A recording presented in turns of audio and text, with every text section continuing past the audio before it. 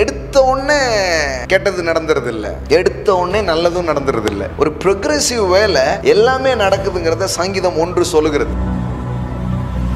நிறைய நேரம் நீ பாருங்க, இந்த உலகத்திலேயே சில சட்டங்கள் வருது. எல்லாருக்கும் ஒரு ஃப்ரீ எஜுகேஷன் நாங்கள் கொடுக்க போறோம், ஃப்ரீயா ஒரு நல்ல மருத்துவத்தை நாங்கள் என்ன பண்ண போறோம், கொடுக்க போறோம். ஒவ்வொரு சட்டமும் மக்களுக்கு சாதகமான நல்ல சட்டங்கள் ஏற்றப்படும் போது அந்த சட்டத்தை கேட்கும் போது நமக்கு என்ன வருது, சந்தோஷம். இந்த சங்கீதத்தை சொல்லுகிற மனுஷனும் கடவுளுடைய வார்த்தை எப்படி பார்க்கறான்னா, இது மேலான ஒரு சட்டம், இது வந்தா குடும்பம் நல்லாயிடும், இது வந்தா ஒரு நாடே நல்லாயிடும். சும்மா தோல்வி, எதை எடுத்தாலும் தோல்வி, நஷ்டம், கஷ்டம், கவலை, கண்ணீர், வேதனை, இப்படியே போறது கிடையாது. வேத வசனம் அதை அங்கீகரிக்கவே இல்லை. பரலோகத்துக்கு போனாதான் எல்லாம் மாறணும் பைபிள் எங்கேயும் பேசல. வேதவசனம் ஒரு ஆள் செஞ்சா எல்லாம் சக்சஸ் ஆகும். எப்படி, யார் செஞ்சா சக்சஸ் ஆகும்? இப்படி ஒரு லைஃப் இருக்குதுங்க. இப்படி ஒரு லைஃபுக்குள்ள ஒரு மனுஷனை நடத்துறதுதான் வேதவசனத்தினுடைய காரியமாக இருக்கிறது. பைபிள் என்ன சொல்லுதுன்னா, கடவுளுடைய வார்த்தை மேல ஒரு மனுஷன் மகிழ்ச்சியா இருந்து கடவுளுடைய வார்த்தை என்ன சொல்லுதுங்கிறத ஒரு மனுஷன் புரிஞ்சுக்க ஆரம்பிச்சானா, அவனுடைய வாழ்க்கையில செய்வது எல்லாம்னு அர்த்தம்னா, அவனுடைய ஃபேமிலி நல்லா இருக்கும், அவனுடைய பிசினஸ் நல்லா இருக்கும், அவனுடைய பினான்சியல் நல்லா இருக்கும், அவனுடைய ஹெல்த் நல்லா இருக்கும், அவனுடைய பிள்ளைகளுடைய வாழ்வு நல்லா இருக்கும், அவனுடைய சமூக வாழ்வு நல்லா இருக்கும். the total life prosperity, அவன் செய்வது எல்லாம் வாய்க்கும். எவன் செய்வதெல்லாம் வாய்க்கும்? அவன் யார்? இதுக்கு சில காரியத்தை அவர் சொல்லித்தரார். முதல் காரியம், உங்களுடைய வாழ்க்கையில நிறைய நல் ஆலோசனைகள் வரும் பொழுது அந்த நல் ஆலோசனைகள் உங்களுடைய ஜெயத்தை கூட்டுகிறது. அடுத்தது தொடர்பு. அப்படின்னா என்ன அர்த்தம்னா, உன்னுடைய தொடர்புகள் சரியா இருந்தாலே வாழ்க்கையின் வெற்றிகள் அதிகரிக்க ஆரம்பிக்கும். அது நம்ம தான் உருவாக்கும். ஜெயிக்கிற ஆட்களோட பழக ஆரம்பிச்சீங்கன்னா நீங்களும் ஜெயிக்க ஆரம்பிச்சிருவீங்க. Number 3, meditation. பாருங்க, சும்மா கிடையாது, 100க்கு 100 உங்களை ஜெயிக்க வைக்கிற மேட்ரு. ஸோ மெடிடேஷன்ங்கிறது என்னன்னா, நீங்கள் கேட்ட தேவனுடைய வார்த்தையை திரும்பவும் உங்கள் ஞாபகத்துக்கு கொண்டு வந்து அதை பற்றி சிந்திப்பது, அதை பற்றி பேசுவது. கடவுளுடைய வார்த்தையை எடுத்துக்கொண்டு தேவன் இப்படி சொல்லியிருக்கிறார், அவருடைய வார்த்தையில் இப்படி சொல்லியிருக்கிறது, அவருடைய வேத வசனங்கள் இப்படி சொல்லியிருக்கிறதுங்கிறத எடுத்து ஒரு ஆள் திரும்ப திரும்ப அதை தியானிப்பார்னா, the meditation it leads to manifestations. இப்போ உங்க சூழ்நிலையை மாத்துறதுக்கான வல்லமை கடவுளுடைய வார்த்தையில் இருக்கு. உங்க வியாதி, உங்களுடைய தரித்திரம், உங்களுடைய துன்பம், எதையும் மாற்றலாம். எப்படி மாற்ற முடியும்னா, அதற்கேற்ற வேத வசனத்தை எடுத்து அதை தியானிக்கும் பொழுது, தேவனுடைய வார்த்தையை நீங்கள் தொடர்ந்து தியானிப்பதின் விளைவுதான் வெற்றி. ஒருத்தன் ஆர்வமா படிச்சுட்டே இருக்கிறான், ஒரு ஸ்போர்ட்ஸ்மேன் அந்த ஸ்போர்ட்ஸ்ல ஒரு முயற்சி எடுத்துக்கிட்டே இருக்கிறான். எப்படி ஒரு சீசன் இருக்கு பாருங்களேன், அந்த சீசன்ல அது எல்லாமே வெற்றியா மாறுது போல கடவுளுடைய வார்த்தையை தியானிக்கிற மனுஷனுக்கு கடவுள் சொல்றாரு, உனக்கும் ஒரு சீசன் நான் வச்சிருக்கிறேன். அப்படி ஒரு வெயில் டக்குன்னு சீசன் மாறுது, அப்படி ஒரு குளிர். அது மாதிரிதான் தோல்வின்னு போயிட்டு இருக்கிற உங்க வாழ்க்கையில வெற்றிங்கிற ஒரு சீசனை தேவன் உங்களுக்காக வச்சிருக்கிறாரு. அதை நீங்கள் உங்க வாழ்க்கையில பார்க்க ஆரம்பிப்பீங்க. துன்பமா இருக்குது, உங்களுக்கு ஒரு சீசன் இருக்குது. சந்தோஷங்கிற ஒரு சீசன். பலகீனமா இருக்குது, நான் சொல்றேன் பலத்தின் சீசன் உங்களுக்காக அவர் வச்சிருக்கிறார். ஒண்ணுமே நடக்க மாட்டேங்குது பிரதர், இந்த சீசன்ல இருந்து என்னன்னு தெரியல பிரதர், எல்லாமே நடக்குது பிரதர். அந்த சீசனுக்கு உங்க வாழ்க்கையை தேவன் செட் பண்றார். சங்கீதம் 1 படித்து வருகிறோம். போன வாரமே அதை முடிச்சிடலான்னு சொல்லிட்டு தான் எடுத்தேன். சின்ன குட்டியோண்டு தானே இருக்கு அப்படின்னு சொல்லிட்டு எடுத்தா அது முடிக்கிற மாதிரி இல்லை. ஓகே, ஸோ இன்னைக்கு நாம் தொடருவோம் இந்த சங்கீதம் 1.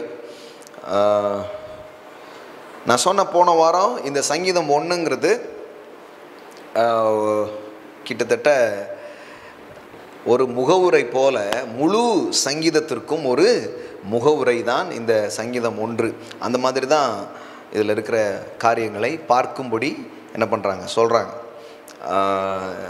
பொதுவாக சங்கீதம்னா என்ன, கீதம்னா என்ன, பாடல், பாட்டு. பாருங்கள், கடவுள் இந்த பாட்டு, இசை இதெல்லாம் ரொம்ப முக்கியமாக நினைக்கிற கடவுள். ஆமென். நான் தான் சொல்லிட்டு இருக்கிறேன். என்னைக்கு இப்போ சண்டே ஈவினிங் ஆண்டவருக்கு ஒரு பேர் இருக்குது தெரியுமா அப்படின்ட்டு எடுத்து பேச நிறைய பேர், என்ன பிரதர் பைபிளில் இப்படியா இருக்குது அப்படிங்கிறாங்க. நம்ம ஆண்டவருக்கு பேர் என்ன பேர் தெரியுமா? சண்டே ஈவினிங் படித்தோம், நித்தியானந்தர் அவர் பேர். நம்ம அது வேறு யாரோ பேர் நினச்சிக்கிட்டோம். அது கடவுள் பேருன்னு எடுத்து என்ன பண்ணோம், படித்தோம் பாருங்கள். அதாவது நிரந்தரமான சந்தோஷத்தை கொடுக்கிறவர் அவர். அங்கே பாருங்கள், அந்த பிரசன்னமாகுதலை தேவன் தம்முடைய காலங்களில் வெளிப்படுத்துவார். தேவனுக்கு பேர் என்ன? அவரே நித்திய ஆனந்தம் உள்ள ஏக சக்கராதிபதி. அப்போ அவருக்கு பேர் என்ன? நித்தியானந்தர். நம்முடைய தேவனுக்கு பேர் என்னது? நித்திய ஆனந்தத்தை தருபவர். அவர் தான் நித்தியானந்தர். அவர் சுவாமி. புரியுதுங்களா உங்களுக்கு? ஓகே. இப்போ நிறைய இருக்கு. அது மாதிரி நம்முடைய தேவன் ராகதேவன். ஆமென். ராகங்களின் தேவன், இசைகளின் தேவன் நம்முடைய தேவனாக இருக்கிறார். நமக்கு என்ன பெரிய ப்ரிவிலேஜ்னா, பொதுவாக மதங்களில் பல்வேறு நம்பிக்கைகள் இருக்குது. நிறைய மதம் இருக்குது, அதில் நிறைய நம்பிக்கைகள் இருக்குது. அந்த நம்பிக்கைகளில் நீங்கள் பார்த்தீங்கன்னா கடவுள் ஒவ்வொன்றுக்கும் ஒவ்வொரு கடவுள் வச்சுருப்பாங்க. பாட்டுக்கு ஒரு கடவுள், படிப்புக்கு ஒரு கடவுள், டான்ஸுக்கு ஒரு கடவுள். பார்த்துருக்கீங்களா நீங்கள்? எல்லாத்துக்கும் ஒவ்வொரு கடவுள். நமக்கு எவ்வளோ பெரிய ஸ்லாக்கியம்னா எல்லாமே ஒரே ஒருத்தருக்குள்ளே இருக்குது. Amen. The one and only, all in all. Amen. All in one. ஆமாம், ஒவ்வொன்றுக்கும் ஒவ்வொரு கடவுள் கிடையாது. In the name of Jesus. Amen. Everything in his name. அந்த ஒரே ஒரு பெயருக்குள்ள எல்லாமே இருக்குது. அன்னைக்கு ஒரு மூவியில் ஒரு ஹீரோ வந்து டைலாக் பேசுகிறார். அப்பான்னா அப்பா மட்டும்தான், அம்மானா அம்மா மட்டும்தான், மனைவினா மனைவி மட்டும்தான், அண்ணன்னா அண்ணன் மட்டும்தான், ஆனால் நண்பன்னா அதுக்குள்ளே எல்லாம் இருக்குது அப்படிங்கிறான். எனக்கு அப்போ தான் தோணுச்சு, அது எந்த அளவுக்கு உண்மைன்னு தெரில. ஒருவேளை இருக்கலாம் நல்ல நண்பர்களுக்குள்ளே. ஆனால் என் தேவனை பற்றி அது உண்மையாக இருக்கிறது. என் தேவனுக்குள்ளே எல்லாமே இருக்குது. அம்மா, அப்பா, நண்பன், தாய், எல்லாமே இருக்குது. அது மாதிரி என் தேவனுக்குள்ளே இல்லாத விஷயமே இல்லை.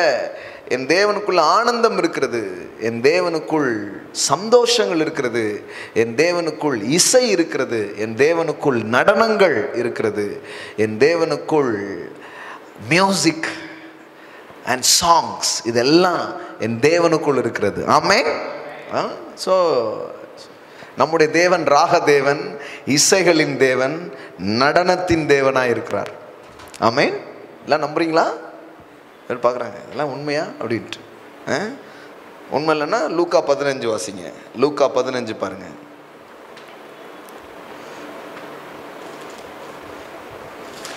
அங்கே பார்த்தீங்கன்னா இயேசு பிதாவை பற்றி பேசுகிறாரு. அப்போ பல்வேறு காரியங்கள் அவர் இதில் சொல்லியிருக்கிறார். தன்னிடத்தில் திரும்ப வருகிற ஒரு மனிதனை ஒரு தகப்பனை போல அவர் எப்படி ஏற்றுக்கொள்கிறார் அப்படிங்கிறது சொல்கிறது மட்டும் இல்லாமல், அப்படி அவன் வீட்டுக்குள்ளே வந்ததுக்கப்புறம் என்னெல்லாம் நடக்குது அப்படின்னு அவர் சொல்கிறார். அவனுக்கு வஸ்திரம் கொடுக்குறாரு, மோதிரம் கொடுக்குறாரு, அவனுக்கு வந்து விருந்து வைக்கிறார். எல்லாம் சொல்லுங்கள், விருந்து. ஒருத்தர் சொல்கிறாரு கதையை படிச்சுட்டு, பிரதர் இவன் பண்ணதுக்கு மருந்து வைக்கணும், ஆனால் தேவன் என்ன வைக்கிறாரு? விருந்து தான் என்ன பண்ணுறாரு? வைக்கிறாரு. விருந்து வச்சு அவனை கூப்பிடுறாரு, சிறந்ததை அவனுக்கு கொடுக்குறார். இப்போ கவனிங்க, 25வது வசனம். அவனுடைய மூத்த குமாரன்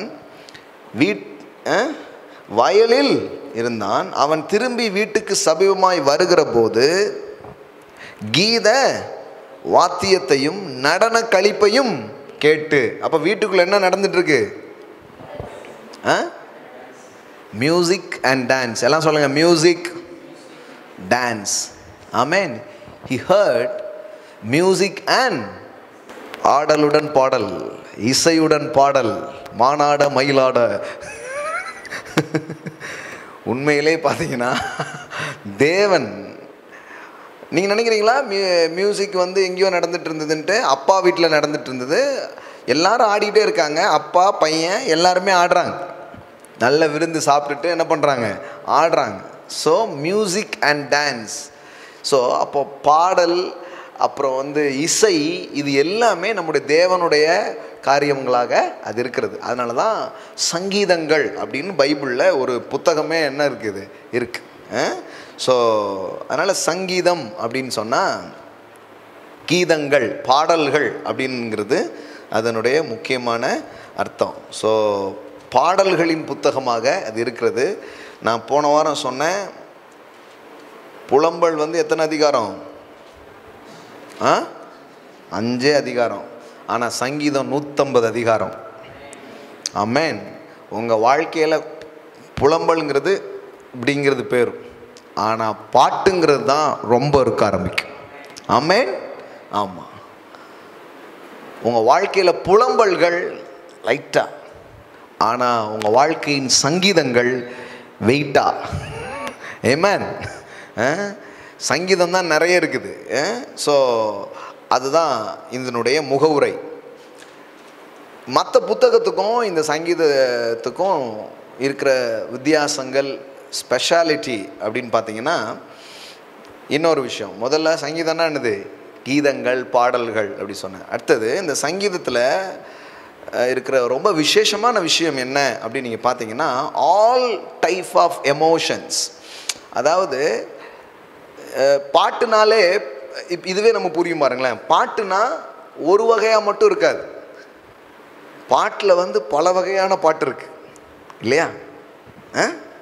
குழந்தை பிறந்தா ஒரு பாட்டு, குழந்தை வளர்ந்தா ஒரு பாட்டு, கல்யாணம் ஆகும்போது ஒரு பாட்டு,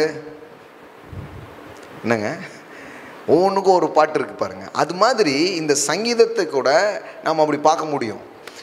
இந்த சங்கீதத்தில் தாவீது அவனுக்குள் வந்த அந்த உணர்ச்சிகளை பல்வேறு விதத்தில் அவன் எக்ஸ்போஸ் பண்ணுறதை என்ன பண்ண முடியும், பார்க்க முடியும். அதனால தான் நான் அடிக்கடி சொல்லியிருக்கிறேன், இந்த சங்கீதத்தை புத்தகத்தை நம்ம எடுத்து வாசிக்கும்போது ஒரு எமோஷனல் ஹீலிங் நடக்கும். எமோஷனல்லாம் என்னன்னு தெரியுதா? இல்லை, எந்த எமோஷன் இல்லாமல் இருக்கீங்களா? உணர்ச்சிகள், அதில் நிறைய காயங்கள் இருக்கும். ஆனால் அந்த சங்கீதத்தை படிக்க படிக்க படிக்க படிக்க உங்களுடைய எமோஷனல் ஹீலிங்ஸ் நிறைய நடக்க ஆரம்பிக்கும். ஏன்னா அங்கே வந்து ஒரு மனிதன் தன்னுடைய உணர்ச்சிகளை கடவுளுக்கு முன்பாக என்ன பண்ணுறான், திறந்து வைக்கிறத உங்களால் பார்க்க முடியும் பாருங்கள். அப்போது உணர்ச்சிகளின் வெளிப்பாடு அப்படின்னு சொல்லலாம். சங்கீதத்தை எப்படி சொல்லலாம்?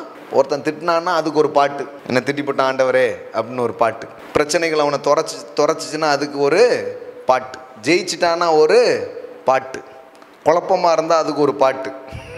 இப்படி பல்வேறு விதமான ஒரு ஒரு டோட்டாலிட்டி ஆஃப் எமோஷன்ஸ், அவனுக்குள்ளே வந்த எல்லா உணர்ச்சிகளின் தொகுப்புகள் தான் சங்கீதமாக இருக்கிறது. ஸோ அதனால் சங்கீதங்கிறது ஒரு டைப் கிடையாது, நிறைய டைப்ஸ் ஆஃப் இது அதில் இருக்குது. ஸோ இது ஒரு பார்வை.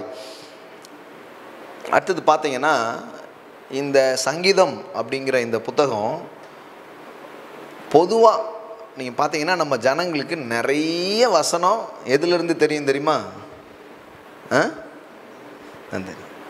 எது சொன்னாலும் உன்னதமானவரின், கத்தரியன், சிங்கக்குட்டிகள். ஸோ மோஸ்ட் ஆஃப் ஸ்கிரிப்சர்ஸ் நம்ம எல்லாருக்குமே அதிகமாக மனனமாக இருக்கிற பகுதி எதுவாக தான் இருக்குது, சங்கீதமாக இருக்கும். உங்களுக்கு தெரியுமா, நியூ டெஸ்டமெண்ட்ஸில் அதிகமாக கோட் பண்ணப்பட்ட, அதாவது மேற்கோள்னு சொல்கிறோம் இல்லையா, பழைய ஏற்பாட்டிலிருந்து மேற்கோள் காட்டப்பட்ட வசனங்கள் எந்த பகுதியிலிருந்து அதிகமாக எடுத்து யூஸ் பண்ணியிருக்காங்க அப்படின்னு பார்த்தீங்கன்னா, இதில் தான் சங்கீதம் அப்படிங்கிற பகுதியிலிருந்து தான் பழைய ஏற்பாட்டிலேருந்து நிறைய ரெஃபரன்ஸ் என்ன பண்ணியிருக்கிறாங்க, எடுத்து பயன்படுத்தியிருக்கிறாங்க. ஆல்மோஸ்ட்டு அதை இப்போ இன்னும் டீப்பாக படிக்கலாம் நிறைய. அது எந்த அளவுக்கு அப்படின்னு பார்த்தீங்கன்னா, பழைய ஏற்பாட்டில் இருக்கிற மொத்த, அதாவது சங்கீதத்தில் இருக்கிற மொத்த வசனம் என்ன அப்படின்னு பார்த்தீங்கன்னா 2461 வசனம் இருக்குது. எதில்? சங்கீதத்தில் மட்டும். பழைய ஏற்பாட்டில் இருக்கிற மொத்த வசனம் எவ்வளவு அப்படின்னு சொன்னால் 23,214 வசனம் இருக்குது. அப்போது 2461ங்கிறது 23,214 இது பண்ணும்போது எத்தனை பர்சன்டேஜ்? ஆல்மோஸ்ட். சூப்பர். கணக்கு புள்ளிலாம் பின்னாடி இருக்கீங்களா? 10%. அப்போ முழு பழைய ஏற்பாட்டில் 10% வசனம் இதில் தான் இருக்குது, சங்கீதத்தில் தான் இருக்குது பாருங்கள். ஸோ இதெல்லாம் ஒரு காரியங்கள். புதிய ஏற்பாட்டில் அதிகமாக அது என்ன பண்ணப்பட்டிருக்குது, பயன்படுத்தப்பட்டிருக்கு. இதெல்லாம் நம்ம வேதத்தை பற்றி நம்ம நிறைய காரியங்கள் என்ன பண்ணலாம், தெரிஞ்சுக்கலாம். இந்த சங்கீதத்தை எழுதியிருக்கிறது யார் அப்படின்னு பார்த்தீங்கன்னா, வெறும் தாவீது மட்டும் இல்லை, பல்வேறு ஆட்கள் என்ன பண்ணியிருக்கிறாங்க, இதை எழுதியிருக்கிறாங்க. பல்வேறு ஆட்கள் என்ன பண்ணியிருக்கிறாங்க, எழுதியிருக்கிறாங்க. தாவீது சுமார் 73 சங்கீதங்கள் இந்த 150 சங்கீதத்தில் தாவீதால் எழுதப்பட்டது அப்படின்னு உறுதியாக சொல்கிறாங்க. ஒரு சிலது டவுட்டாக இருக்கும். கன்ஃபார்மாக அப்படின்னு பார்த்தீங்கன்னா ஒரு 73 சங்கீதம். அப்புறம் ஏசாப்பு, இந்த கேரா, அவங்கெல்லாம் இருக்காங்க பார்த்தீங்களா. ஸோ இவன் ஒரு 12, அவன் ஒரு 11. அப்புறம் மோசே எழுதின சங்கீதம் 2 இருக்குது, சாலமோனின் சங்கீதம் இருக்குது. ஒரு சில சங்கீதங்கள் ஆதாம் சொன்னது அப்படின்னு கூட சொல்கிறாங்க. 89 ஆபிரகாம் சொன்ன சங்கீதமாக இருக்கும் அப்படின்ட்டுலாம் என்ன பண்ணுறாங்க, சொல்கிறாங்க. இப்படி நிறைய சங்கீதத்தை குறித்து காரியங்கள் நிறைய இருக்குது. ஓகே, இந்த சங்கீதத்தின் முகவுரையாக இருக்கிற இந்த 1ஆம் சங்கீதத்தை என்ன பண்ணலாம், கொஞ்சம் பார்க்கலாம். போன வாரம் கொஞ்சம் பார்த்தோம், இன்றைக்கி கொஞ்சம் பார்க்கலாம். அதாவது கொஞ்சம் சோறு கொஞ்சம் வரலாறு, பார்த்துருக்கீங்களா? அது மாதிரி கொஞ்சம் ஸ்டடி, நிறைய ரெவலேஷன்ஸ். ஸோ ரெண்டுமே தேவை. சில பேர் படிக்கிறதே இருக்காது, அவங்க டைரக்டாக ரெவலேஷன்ட்டே இருப்பாங்க. எப்போவுமே ஒன்று தெரிஞ்சுக்கோங்க, இன்ஃபர்மேஷனை தேவன் ரெவலேஷனாக மாற்றுவார். நீங்கள் தகவல்களால் நிரம்புங்க. முதல்ல ஸ்டடி பண்ணிவிடுங்க பைபிளை, புரியுதோ புரியலையோ. ஸ்டடி பண்ணும்போது அது ஒரு இன்ஃபர்மேஷன் மாதிரி தான் போகும். ஆனால் ரைட் டைமில் ஹோலி ஸ்பிரிட், அந்த ஸ்பிரிட் ஆஃப் காடு அந்த வார்த்தையில் ஊதும் பொழுது, அந்த வார்த்தையில் அசைவாடும் பொழுது அது ஒரு ரெவலேஷனாக மாற ஆரம்பிக்கும். இது எப்படின்னா, சட்டியில் இருந்தால் தான் ஆப்பிள் வருங்கிற மாதிரி கொஞ்சம் ஸ்டடி பண்ணிங்கன்னா தான் ரெவலேஷனே வரும். சில பேர் பாருங்கள், அந்த ப்ராப்பராக உட்காந்து அந்த ஸ்டடியெல்லாம் அவங்க பண்ணுறதே கிடையாது. எல்லாம் வெளிப்பாடுங்க அப்படின்னு போய்டுவாங்க. அப்புறம் பார்த்தா ஒரே வெளிப்பாடாக தான் இருக்குது வாழ்க்கையில். அப்படி கிடையாது. Study the word of God. இப்போது எனக்கு ஆறுதல் இல்லையே, என்னை யார் தேற்றுவா, என்னை யார் ஆற்றுவான்னு ஊர்புறம் யோசிச்சுட்டு இருக்கோம் நாம். எவ்வளோ சோகங்கள். தாவீது சொல்கிறான், உங்களுடைய வசனம் எனக்கு கிடைக்காதிருந்தால் நான் துக்கத்தில் அமிழ்ந்து போயிருப்பேன். கொஞ்சம் நேரம் உட்காந்து படிங்க, அந்த வார்த்தையே உள்ளே போய் உங்களை குணமாக்க ஆரம்பிக்கும். அந்த வார்த்தையே சில தெளிவுகளை உங்களுக்கு கொடுக்க ஆரம்பிக்கும். ஸோ இது ரொம்ப ரொம்ப முக்கியமானது. ஆலயம் வருவது, ஆராதிப்பது, பிரசங்கியார்களின் பிரசங்கங்கள் கேட்பது எல்லாம் ரொம்ப நல்லது. ஆனால் நீங்கள் தனியாக உட்காந்து கொஞ்சம் நல்ல பெரிய பைபிள்லாம் வாங்கி வச்சுக்கோங்க. சிலருக்கு இத்தனையோண்டு பைபிள் வச்சுருப்பாங்க, பூத கண்ணாடி வச்சு தான் படிக்கணும். அது பேக்குக்குள்ளே ஸ்டைலாக வச்சுக்கலாம் பிரதர், இன்னும் இத்தனையோண்டு வச்சு அது பேக்குக்குள்ளே வைக்கிறதுக்கு வச்சுக்கோங்க. வீட்டில் படிக்கிறதுக்கு என்ன பண்ணுங்க, செலவாகும்ல அப்படின்னு 2 பட்டுப்புடையை விற்றுருங்க. பெரிய பைபிளாக என்ன பண்ணுங்க, வாங்கி படிங்க. அதுவும் உங்களுக்கு இங்கிலீஷ்லாம் வாசிக்க தெரியும்னா, இங்கிலீஷ் தமிழ்லாம் இணைஞ்ச மாதிரிலாம் என்ன வருது, பைபிள் வருது. அதெல்லாம் வாங்கி என்ன பண்ணுங்க, படிங்க. ஸோ கொஞ்சம் அப்படியே வாசிங்க. உங்களுக்கு புரியுதோ புரியலையோ என்ன பண்ணுங்க, வாசிங்க. உமது வேதம் என் மனமகிழ்ச்சியாக இராதிருந்தால் என் துக்கத்திலே நான் டிப்ரெஷன்லேயே போயிருப்பேன் நான். ஆனால் இப்போ டிலைட்டில் இருக்கிறேன்னா அதுக்கு காரணம் யுவர் வேர்ட். ஆமென். அழுத்தத்தில் இருக்க வேண்டிய நான் இன்றைக்கு ஆனந்தத்தில் இருக்கிறேன் என்றால் நீர் அனுப்பின வார்த்தைகள் என்று தாவீது சொல்லுகிறான். ஸோ இது ஒரு பர்சனல் எக்ஸ்பீரியன்ஸில் இதை நீங்கள் என்ன பண்ணலாம், பார்க்கலாம். ஸோ இதற்காக உங்கள் உள்ளத்தை திறந்து, உங்கள் மனசை திறந்து நீங்கள் டைம் ஸ்பெண்ட் பண்ணும் பொழுது அதனுடைய ஆசீர்வாதங்களை நீங்கள் என்ன பண்ண முடியும், நிறைவாக பார்க்க முடியும். ஸோ பல்வேறு காரியங்கள் இந்த சங்கீதம் 1 குறித்து வேதத்தில் இருக்கிறது. ஸோ தொடர்வோம். சங்கீதம் 1 பாருங்கள். துன்மார்க்கருடைய ஆலோசனையில் நடவாமலும் பாவிகளுடைய வழியில் நில்லாமலும் பரியாசக்காரர் உட்காரும் இடத்தில் உட்காராமலும். இந்த சங்கீதம் 1 போன வாரம் படித்தோம். போன வாரம் படிக்கும் பொழுது ரொம்ப முக்கியமாக ஒரு வார்த்தை படித்தோம், ஆலோசனை. எல்லாம் சொல்லுங்கள், ஆலோசனை, கவுன்சில். அந்த இது படித்தோம். ஒரு மனிதனுடைய வாழ்க்கையில் இந்த ஆலோசனை என்பது வெற்றிக்கோ தோல்விக்கோ முக்கியமான காரணமாக இருக்கிறது அப்படிங்கிறது படித்தோம். ஒரு சரியான ஆலோசனைகள் ஒரு மனுஷனுடைய வாழ்க்கையில் வரும் பொழுது அவன் வாழ்க்கை எவ்வளவு சக்ஸஸ்ஃபுல்லாக மாறும் அப்படிங்கிறது என்ன பண்ணோம், படித்தோம். பாருங்கள், இதில் நிறைய பிரிவுகள் இருக்குது. ஒன்று பாருங்கள், துன்மார்க்கருடைய ஆலோசனை நடவாமலும், எல்லாம் சொல்லுங்கள், நடவாமல், பாவிகளுடைய வழியில் நில்லாமல், பரியாசக்காரர் உட்காரும் இடத்தில் உட்காராமல். இது வந்து இந்த சங்கீதத்தை இப்படி பிரித்து நம்ம என்ன பண்ணலாம், படிக்கலாம். முதல் 3 பிரிவு. ஒன்று நடவாமல், அப்புறம் நில்லாமல், உட்காராமல். எல்லாம் சொல்லுங்கள், நடவாமல், நில்லாமல், உட்காராமல். ஆமென்.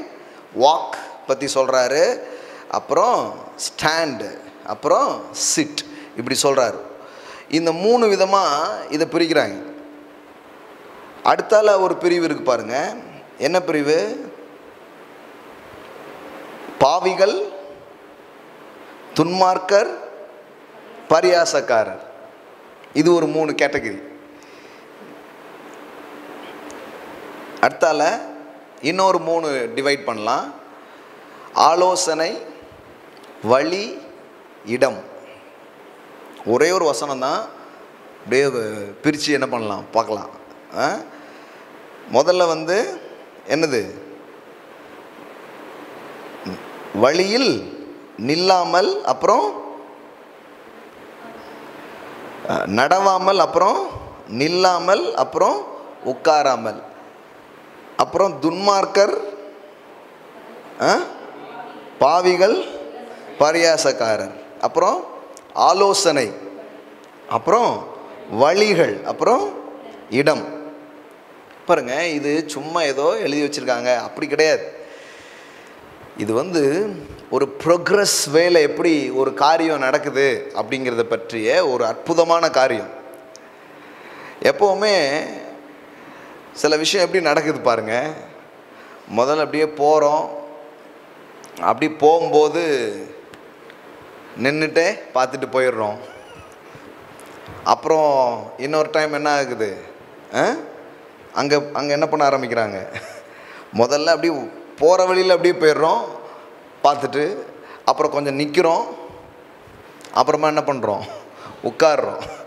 ஸோ ஸ்பர்ஜன் போன்ற வேதத்தை வியாக்கியானம் செய்யக்கூடிய அற்புதமான அறிஞர்கள் அவங்க என்ன சொல்கிறாங்கன்னா, இதுதான் இந்த ப்ரோக்ரெசிவ் வே ஆஃப் ஈவில். கெட்ட விஷயம் இப்படி தான் நடக்குது, நல்ல விஷயமும் இப்படி தான் நடக்கும். முதல்ல ஒன்றும் பெருசாக இருக்காது, இப்படியே தள்ளி இப்படியே போகிற போக்கில் இப்படியே பார்த்துட்டு போவீங்க. அப்புறமா என்ன பண்ணுவீங்க, நிற்பீங்க. அப்புறமா என்ன பண்ணிவிடுவீங்க, உட்காந்துடுவீங்க. ஸோ இப்படி தான் காரியங்கள் நடக்குது. அப்போ இப்படி 3 விதமாக இதை என்ன பண்ணலாம், பிரிக்கலாம் அப்படிங்கிறாரு. நான் எப்போவுமே நெகட்டிவ் வேல மட்டும் ஒன்று யோசிக்க வேண்டியதில்லை, நல்ல விதத்துலேயும் அப்படி தான் என்ன பண்ணுது, நடக்குது. இப்போது சில காரியங்கள்லாம் தேவன் நம்முடைய வாழ்க்கையில் சில அற்புதமான காரியங்களை அவர் எப்படி செய்கிறாருன்னா, முதல்ல நம்ம ஒன்றும் பெரிய ஈடுபாடாக இல்லை, சும்மா அப்படியே பார்த்துட்டு அப்படியே போகிறோம், அப்புறமா நிற்கிறோம், அப்புறம் ரொம்ப ஆசையாகிடுது, அப்புறம் என்ன பண்ண ஆரம்பிச்சிடும், உட்கார ஆரம்பிச்சிடும். இப்படி தான் ப்ரோக்ரெசிவாக எல்லாமே நடக்குது. ஆனால் இந்த இடத்துல சொல்லப்பட்டிருக்கிறது ஒரு நெகட்டிவான திங்ஸ் பற்றி தான் சொல்கிறாரு. பாப்பா கொஞ்சம் கவனமாக இருந்துக்கோ, முதல்ல நீ என்ன பண்ணுவ, அப்படியே அந்த வழியாக போவ, அப்புறமா என்ன பண்ணுவ, நிற்க வேண்டியது வரும், அப்புறமா உட்காந்து மாட்டிக்காத, கவனமாக இருந்துக்கோ அப்படின்னு என்ன பண்ணுறாரு, சொல்கிறாரு. ஏன்னா எடுத்த உடனே கெட்டது நடந்துறது இல்லை, எடுத்த உடனே நல்லதும் நடந்துறது இல்லை. எல்லாமே எப்படி இருக்குது, இட்ஸ் அ ப்ரோக்ரெசிவ் வே.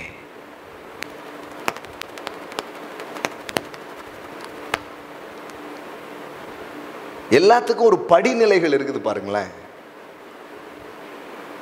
நல்லதுக்கோ கெட்டதுக்கோ வெற்றிக்கோ தோல்விக்கோ என்ன இருக்குது, ஒரு படிநிலை இருக்கு.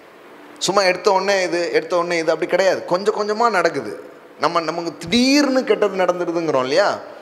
ஒரு பெரிய மரம் திடீர்னு விழுறது இல்லை, ஒரு பெரிய மரம் திடீர்னு முளைக்கிறதும் இல்லை. கரெக்டா? எப்படி பெரிய மரம் திடீர்னு இல்லை, அது ஏதோ ஒன்று அடிச்சுக்கிட்டே இருந்தது, பொத்துன்னு என்ன பண்ணிடுச்சு, விழுந்துடுச்சு. அதனுடைய பலத்தை அது இழந்து கொண்டே வந்தது, விழுந்துடுச்சு. அதே மாதிரி ஒரு பெரிய மரம் எப்படி உருவாச்சு? அப்படியே ப்ரோக்ரெசிவாக என்ன பண்ணுச்சு, அது நடக்குது. ஸோ வாழ்க்கையில் ஒரு காரியத்தை நம்ம அண்டர்ஸ்டாண்ட் பண்ணிக்கணும், எல்லாமே ஒரு ப்ரோக்ரெசிவ் வேல கடவுள் வச்சிருக்கிறார். அதை இந்த இன்னும் உள்ளே போனால் இன்னும் நம்ம படிக்கலாம். அதில் ஒன்று இருக்குது பாருங்கள், தன் காலத்தில் தன் கனியை தந்துன்னா அர்த்தம்னா, முதல்ல எடுத்த உடனே பழம் வர்றதில்ல, ஆனால் கண்டிப்பாக பழம் வரும் ஒரு காலம் ஒன்று இருக்கிறது. ஆமென். கண்டிப்பாக ஒரு காலம் இருக்கிறது. மக்களுக்கு பாருங்களேன், ஒரே பதட்டம் அப்படின்ட்டு. முதல்ல பதட்டப்படாது. ஆமென். ஆண்டவர் எப்போவுமே சொல்கிறதான், பயப்படாது, உட்கார், செல்ல பிறந்த அப்போ தான் ஒன்றுமே நடந்திருக்காது. அப்புறம் எதுக்கு இப்படி பண்ணிட்டு இருந்தீங்க? விசுவாசிக்கிறவன் பதறான். ஆமென். சில டீலிங் பேசும்போது ரொம்ப ப்ரெஷரை போடுவாங்க. அப்படி போட்டாலே நான் அதை ஏற்றுக்கவே மாட்டேன். அப்படியா? ஒன்றும் பிரச்சனை இல்லை, இன்றைக்கி இல்லைன்னா நாளைக்கு, இன்றைக்கி இல்லைன்னா நாளைக்கு. எனக்கு வர வேண்டியது என்னை விட்டு போகவே போகாது. ஆமென். ஏன்னா இந்த விஷயம் என்னுடைய ஆதாரம் அல்ல, என்னுடைய ஆதாரம் தேவனாக இருக்கிறார். ஆமென். மனிதர்கள் பாருங்க, இன்னைக்கு வாங்கலன்னா இந்த ஆஃபர் போயிடும் அப்படிம்பாங்க. இன்னும் 10 வாடிக்கையாளர்கள் மட்டுமே இருக்காங்க, 10, 9 அப்படின்னு கவுண்டிங் குறைஞ்சிட்டே வரும். கொட்டாருன்னு போன போட்டுருங்க அப்படின்றாங்க. அப்புறம் அரை மணி நேரம் கழிச்சுக்கு பாருங்க, அதே விளம்பரம் ஓடிட்டு இருக்கும். அடப்பாவி, 8, 9மா, இதை தான் அரை மணி நேரத்துக்கு முன்னாடி போட்டுட்டு இருந்தான். திருப்பி நம்மளை இந்த உலகம் எப்போவுமே ஒரு அது ஹரி பண்ணுறதுனால நம்மளையும் அப்படியே பண்ண வச்சிடும். நிறைய நேரம் கவனமாக இருக்கணும். ப்ரோக்ரெசிவ் வே. எல்லாம் சொல்லுங்கள், என் வாழ்க்கையில் தேவன் எல்லாவற்றையும் மிக அழகாக நேர்த்தியாக செய்யும்படி திட்டமிட்டிருக்கிறார். ஆமென். அதுதான் அழகு, வளர்ச்சி தான் அழகு. ஒரு குழந்தை பிறக்குது, ஒரு நாள் அது வளருது, தட் இஸ் பியூட்டிஃபுல். ஆமென். ஆஸ்பத்திரியில் பிறந்த அன்றைக்கே, அம்மா ஸ்கூலில் எப்போ சேர்க்க போகிறீங்க, வந்துட்டிங்களா, நீங்கள் தான் அம்மா அப்பாவா, இவ்வளோ லேட்டாக வர்றது, நான் எவ்வளோ நேரம் ஆகுது அப்படின்னு எப்படி இருக்கும் உங்களுக்கு? அட்மிஷனை போட்டிங்களா அப்படின்னா, அட்மிஷன் போகும்போது அதுக்குள்ளே பெரிய பையனாட்டா என்ன பண்ணுவீங்க? ஸோ வாழ்க்கையின் சில காரியங்கள் அழகாக இருக்கிறதுங்கிறதே இதில் தான் இருக்குதுன்னா, ப்ரோக்ரெஸில் தான் இருக்குது. ஆனால் நமக்கு நிறைய நேரத்தில் அப்படின்ட்டு ஃபாஸ்ட்டு ஃபுட்டை சாப்பிட்டுட்டு ஃபாஸ்ட்டாக தலைவர் போயிடுறாரு அப்படிங்கிற மாதிரியே மைண்ட் செட் ஆகிட்டே இருக்குது. நான் அதனால தான் சொல்கிறேன், பதறாதீங்க, அமர்ந்திருந்து நானே தேவன் என்று அறிந்து கொள்ளுங்கள். ஆமென். பயப்படாதீங்க, ஒரு முடி கூட தலையிலிருந்து விழாது. ஆமென். ஒருவேளை சில அனுபவங்கள் அப்படிப்பட்ட பதட்டத்தை உங்களுக்கு தந்திருந்தா கூட நீங்கள் சொல்லுங்கள், நான் உங்களை நம்புகிறேன் ஆண்டவரே, நீர் எனக்கு எல்லாவற்றையும் செய்யக்கூடியவராக இருக்கிறீர். ஆமென். சரி, அப்போது ஒரு ப்ரோக்ரெசிவ் வேலை எல்லாமே நடக்குதுங்கிறத சங்கீதம் 1 சொல்லுகிறது. முதல்ல ஒரு ஆள் அந்த வழியாக போகிறாரு, அப்புறம் அங்கே நிற்கிறாரு, அப்புறம் உட்கார ஆரம்பிக்கிறாரு. இப்படி தான் நல்லதோ கெட்டதோ என்ன பண்ண ஆரம்பிக்குது, நடக்க ஆரம்பிக்கிறது. சரி, துன்மார்க்கனின் ஆலோசனையில் நடவாமலும் பாவியினுடைய வழியிலே நில்லாமலும் பரியாசக்காரர் உட்காரும் இடத்தில் உட்காராமலும். இந்த சங்கீதம் 1 இந்த தமிழ் பைபிள் எப்படி ஆரம்பிக்குது, ஆனால் இங்கிலீஷ் பைபிளில் எப்படி ஆரம்பிக்குது தெரியுமா? பிளெஸட். எல்லாம் சொல்லுங்கள், பிளெஸட். இவங்க இந்த இந்த பிளெஸடுங்கிறத கொண்டு வரதுக்கு 3 வசனம், 2வது வசனம் கடைசியில் தான் வருது, பாக்கியவான் அப்படின்ட்டு. ஸோ இங்கிலீஷில் முதல் வசனம், முதல் வார்த்தை என்ன தான் ஆரம்பிக்குது? பிளெஸட். எல்லாம் சொல்லுங்கள், பிளெஸட். எப்படி, அதுக்கு என்ன அர்த்தமாங்க பாருங்க. Fortunate, prosperous and favoured by God. Blessed. எல்லாம் சொல்லுங்க blessed. இந்த சங்கீதம் ஒன்னே என்ன சொல்றாங்கன்னா பாக்கியங்களின் சங்கீதம். ஆமென். It's a blessed Psalms. ஆசீர்வாத பாடல் அல்லது பாக்கியவானின் பாதை. இதுக்கு நிறைய பேர் வைக்கலாம். பாக்கியவானின் பாதைகள், பாக்கியம். அதுவும் சிங்குலர்ல இல்ல, ப்ளூரல்ல இருக்கு. blessed, பாக்கிய, அதாவது ஏதோ ஒரு பாக்கியம் இல்லை, பாக்கியவான். அது சாதாரணமானது இல்லை, ஏதோ ஒரு பாக்கியம் அப்படி கிடையாது, நிறைய பாக்கியங்கள் இருக்கிறது. blessed. அப்போ இது என்ன சொல்ல வருது அப்படின்னா, கடவுளுடைய மனசுலேயே மனுஷனுக்காக முதல்ல இருக்கிறது ஒன்று தான், ஆசீர்வாதம். ஆமென். எல்லாம் சொல்லுங்க ஆசீர்வாதம். blessed. எப்படி ஆரம்பிக்க பாருங்க, blessed is the man. எல்லாம் சொல்லுங்க blessed is the man. ஆரம்பிக்கும் போது அப்படிதான் ஆரம்பிக்கும்.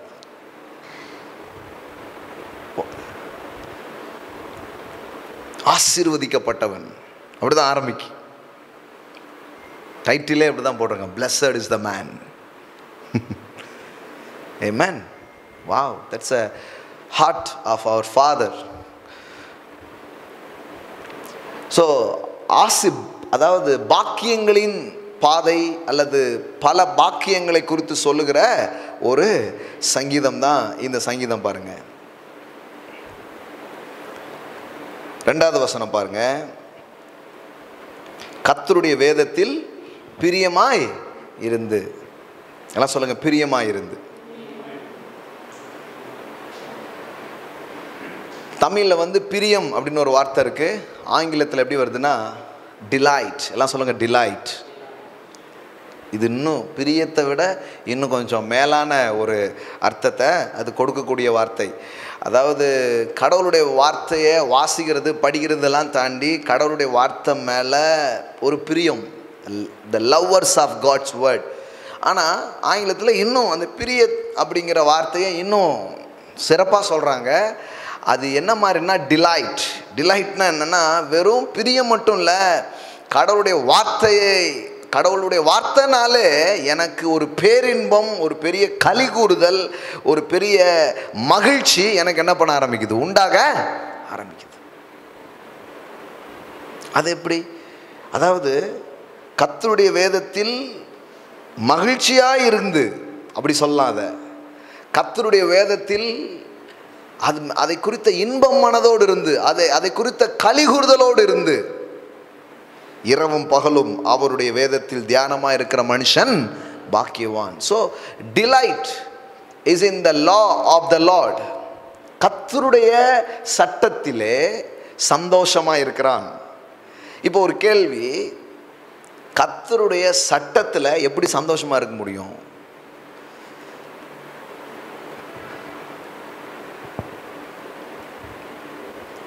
பாருங்க, லானாலே நம்ம என்ன லா அப்படி யோசிக்கிறோம். ஆனால் அவர் சொல்கிறாரு, அவர் சட்டத்தில் நான் சந்தோஷமாக இருக்கிறேன் அப்படிங்கிறார். நல்ல நேரத்தில் நீங்கள் நல்லா கவனிச்சுக்கோங்க. நிறைய நேரம் நீ பாருங்கள், இந்த உலகத்திலேயே சில சட்டங்கள் வருது. எல்லாருக்கும் ஒரு ஃப்ரீ எஜுகேஷன் நாங்கள் கொடுக்க போகிறோம் அப்படின்னா என்ன ஆகிடும்? சந்தோஷம். ஃப்ரீயாக ஒரு நல்ல மருத்துவத்தை நாங்கள் என்ன பண்ண போகிறோம்? கொடுக்க போகிறோம். இப்போ ஒவ்வொரு சட்டமும் மக்களுக்கு சாதகமான நல்ல சட்டங்கள் ஏற்றப்படும் போது அந்த சட்டத்தை கேட்கும்போது நமக்கு என்ன வருது? சந்தோஷம்.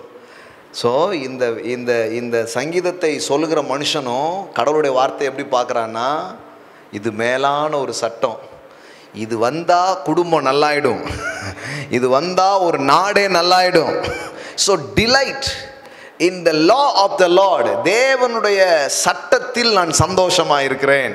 ஏன்னா அது இந்த உலகத்திலே இப்படி ஒரு சட்டம் வந்தாலே இவ்வளோ ஹாப்பியான திங்ஸ் நடக்குதுன்னா, கடவுளுடைய வார்த்தையின் சட்டங்கள் வாழ்க்கைக்குள்ளே வரும் பொழுது, நிறைவேறும் பொழுது அது ஒரு பெரிய சந்தோஷத்தை உண்டாக்கக்கூடியதாக இருக்கிறது. ஆமென்.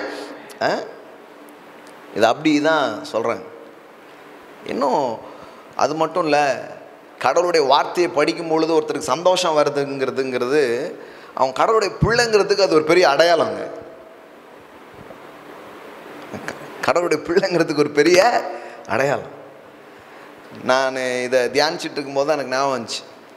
நான் ஆரம்ப நாட்களில் இந்த வேத வசனத்தின் மூலம்தான் கடவுளுடைய தொடுதலை, அன்பை நான் புரிய ஆரம்பித்தேன். உங்களுக்கு நான் சொல்லியிருக்கிறேன் நிறைய முறை டெஸ்டமனி. ஒரு அண்ணன் ஒரு நாள் பைபிளில் ஒரு பேசேஜ் எடுத்து வாசிக்க சொன்னார். அப்படி வாசிக்கும்போது தான் அந்த வசனங்கள் என்னுடைய இருதயங்களில் கிரியை செய்ய ஆரம்பித்தது. நான் தேவனை தேட ஆரம்பித்தேன். அவரை குறித்த அறிவுக்குள்ளும் வெளிச்சங்களுக்குள்ளும் என் வாழ்க்கை நடத்தப்பட ஆரம்பித்தது. அப்போ அந்த நாட்களில் நான் பார்த்தா எனக்கு ரொம்ப ரொம்ப பிடிச்ச விஷயம்னு ஒன்று கேட்டிங்கன்னா கடவுளுடைய வார்த்தையை படிக்கிறது தான். திருப்பி திருப்பி திருப்பி என்னமோ பெரிய ஒரு இன்பமாக இருக்கும். அது அவ்வளோ ஒரு இதாக இருக்கும். இப்போ தான் பிரசங்கியாராகி கொஞ்சம் கெட்டு போயிட்டேன். நான் பேசாட்டி விசுவாசியாகவே இருந்திருக்கலாம் போல். ரியலாக சொல்கிறேன். நான் பிரசங்கியாராக இருந்து பைபிள் படித்ததை விட நான் பிரசங்கியாராக இல்லாத இருக்கும்போது ஒரு விசுவாசியாக இருந்தபோது படித்தது பார்த்தீங்களா, அதுக்கு அளவே கிடையாது. ஏன்னா அப்போ படித்தது எல்லாமே எப்படின்னா டிலைட், அது ஒரு பெரிய சந்தோஷம். ஏன்னா எப்போல்லாம் நான் வேதத்தை திறந்து படிக்கிறேனோ அப்போல்லாம் ஆண்டவர் என்னோடு பேசுவதை நான் அனுபவிக்க ஆரம்பிப்பேன். இன்னைக்கு கூட அதை யோசித்தேன் நான். இப்போ நம்ம ஒரு பிரசங்கியார், வாரத்துக்கு சண்டே ஒரு பிரசங்கம், செவ்வாய்க்கிழமை ஒரு பிரசங்கம், சண்டே ஈவினிங் ஒரு பிரசங்கம், இதில் இடையில செமினார்கள் வேறு, கருத்தரங்கு வேறு, அந்த மீட்டிங் இந்த மீட்டிங் வேறு, இதெல்லாம். அப்போ இப்போ என்ன ஆகிடுதுன்னா, எனக்கு புரியுது. ஆனாலும் ஹார்ட்ஃபுல்லாக நான் சொல்கிறேன், நிஜமாக சொல்கிறேன். நான் எதுக்கு சும்மா போட்டு இது பண்ணிவிட்டு இப்போ நான் படிக்கணும். ஆனால் இன்னும் சொல்லணும், இன்னொரு விதத்தில் இப்படி சொல்லலாம். நான் இப்போ பேசுகிற நிறைய காரியங்கள் அன்னைக்கு உட்கார்ந்து ஆசையாக படித்ததுனுடைய அந்த இம்பேக்ட் தான் இன்றைக்கி எதை எடுத்தாலும் நிறைய வசனங்கள் வருவதற்கு காரணமாக மாறுது. ஆமென். எல்லாம் சொல்லுங்கள், பிரியமாக இருந்து. எதெல்லாம் உங்களுக்கு ரொம்ப பிரியமாக இருக்கோ, எதெல்லாம் உங்களுக்கு மகிழ்ச்சியாக இருக்கோ, அதெல்லாம் உங்கள் மனசுலேயும் ஞாபகத்துலேயும் அப்படியே இருக்கும். இந்த குழந்தைங்கள்லாம் கேட்குறாங்க, படித்தா மறந்து போயிருதுங்க. ஞாபக சக்தியை வளர்ப்பது எப்படி தான் நிறைய சொல்கிறாங்க. ஆனால் நான் சொல்கிறேன் பாருங்கள், உங்களுக்கு ஒரு விஷயத்தின் மேலே மெமரி பவர்னால் ஒன்றுமே கிடையாது. அது மேலே உங்களுக்கு பிரியம் வந்துடுச்சுன்னு அர்த்தம். விருப்பம்தான் ஞாபக சக்தி, அல்லது ஒன்றை குறித்த மகிழ்ச்சி தான் ஞாபக சக்தி. நீங்கள் யோசித்து பாருங்கள், உங்கள் வாழ்க்கையில் சந்தோஷமான காரியங்கள், விருப்பமான காரியங்கள்லாம் ஞாபகம் இருக்கும். கணக்கே வராது அப்படிம்பாங்க. ஆனால் சச்சின் எவ்வளோ அடித்தார், கங்குலி எவ்வளோ போட்டார், எது மேலெல்லாம் உங்களுக்கு பிரியம் வருதோ, விருப்பம் வருதோ, அதெல்லாம் உங்களுக்கு என்ன ஆகிடும், நல்ல ஞாபகம் ஆகிடும். அதனால தான் ஒன்றை பிரியமாக விருப்பத்தோடு படிக்கணும், ரொம்ப பிரியமாக இது பண்ணணும். இதெல்லாம் சொல்கிறதுனுடைய நோக்கம் அதுதான். பாருங்களேன், படிக்கணுமா அப்படின்னா அது மண்டையில் போகவே போகுது, செய்யணுமா அப்படின்னா போகவே போகாது. ஸோ டிசையர் மட்டும் இல்லை, டிலைட். எல்லாம் சொல்லுங்கள், டிலைட். அப்படின்னா பெரிய மகிழ்ச்சி கடவுளுடைய சட்டங்களின் மீது, கடவுளுடைய வார்த்தையின் மீது. இப்போ கவனிங்க, பார்க்கலாம். நம்ம இன்றைக்கி நான் சொல்ல வர்றதுடைய முக்கியமான காரியத்தை நோக்கி போகலாம். கர்த்தருடைய வேதத்தில் பிரியமாக இருந்து இரவும் பகலும் அவருடைய வேதத்தில் தியானமாக இருக்கிற மனுஷன் பாக்கியவான். த பிளஸட் இஸ் த மேன் அப்படின்னு சொல்கிறோமே, ஆசீர்வதிக்கப்பட்ட மனிதன். அல்லது இந்த சங்கீதத்தில் இன்னொரு வார்த்தை வருது, 3வது சங்கீதத்தில், அவன் நீர்க்கால்கள் ஓரமாய் நடப்பட்டு தன் காலத்தில் தன் கனியை தந்து இலையுதிராதிருக்கிற மரத்தை போல் இருப்பான். அவன் செய்வதெல்லாம் வாய்க்கும். எல்லாம் சொல்லுங்க, செய்வதெல்லாம் வாய்க்கும். Whatever he does he prosper. ஆமென். அதாவது அவன் என்னெல்லாம் செய்கிறானோ அது என்னதாகுது, செழிக்குது. எல்லாம் சொல்லுங்க, செய்வதெல்லாம் செழிக்கு, தொட்டதெல்லாம் பொன்னாகுது. So that's model translation. உங்களுக்கு புரியுது, செய்வதெல்லாம் வாய்க்கும்னா புரிய மாட்டேங்குது. நான் சொல்கிறேன், தொட்டதெல்லாம் பொன்னாகும். ஆமென். அதான் செய்வதெல்லாம் வாய்க்கும் அப்படின்னு நம்ம சொல்கிறதில்ல. தொட்டதெல்லாம் வெற்றி. ராஜா கையை வச்சா அது ராங்கா போகாது. இப்படி இப்படி இப்படி சொன்னால் தான் புரியும் பாருங்களேன். செய்வதெல்லாம் வாய்க்கும், நம்ம அதெல்லாம் இப்போ பழக்கத்தில் இல்லாத வார்த்தையாக இருக்குது. ஆனால் இதுதான் நிஜம், இதைத்தான் அது சொல்ல வருது. ராஜா கையை வச்சா அது ராங்கா போகாது. ராஜா கையை வச்சா அது என்ன ஆகும்? நடக்கும். யார் கையை வச்சா நடக்கும்? The blessed is the man அப்படின்னு சொல்லுத. அந்த ஆள் யார்? அந்த ஆள் யார்? அவ கண்டுபிடிக்கணும் பாருங்க. அப்படிப்பட்ட ஒரு ஆளா நீங்க இருக்கணுங்கிறது கடவுளுடைய விருப்பம். ஆனா அப்படிப்பட்ட ஒரு ஆளா எப்படி மாறுவது, அதை பற்றி தான் வேதவசனம் பேசுது பாருங்களேன். வேதவசனம் வெறும் பரலோகத்து போறதை பத்தி மட்டும் பேசல. இது வேற அடிக்கடி சொல்ல வேண்டியது இருக்கு. வேதவசனம் ஒரு ஆள் செஞ்சா எல்லாம் சக்சஸ் ஆகணும். எப்படி? யார் செஞ்சா சக்சஸ் ஆகும்? அது பாருங்க, 1-2 சக்சஸ் ஆகும் அப்படி சொல்ல. அவன் செய்வது எல்லாம் வாய்க்கும். வாட் அ லைஃப் பாருங்க. எல்லாம் சொல்லுங்க, செய்வதெல்லாம் வாய்க்கும். அது எப்படிங்க?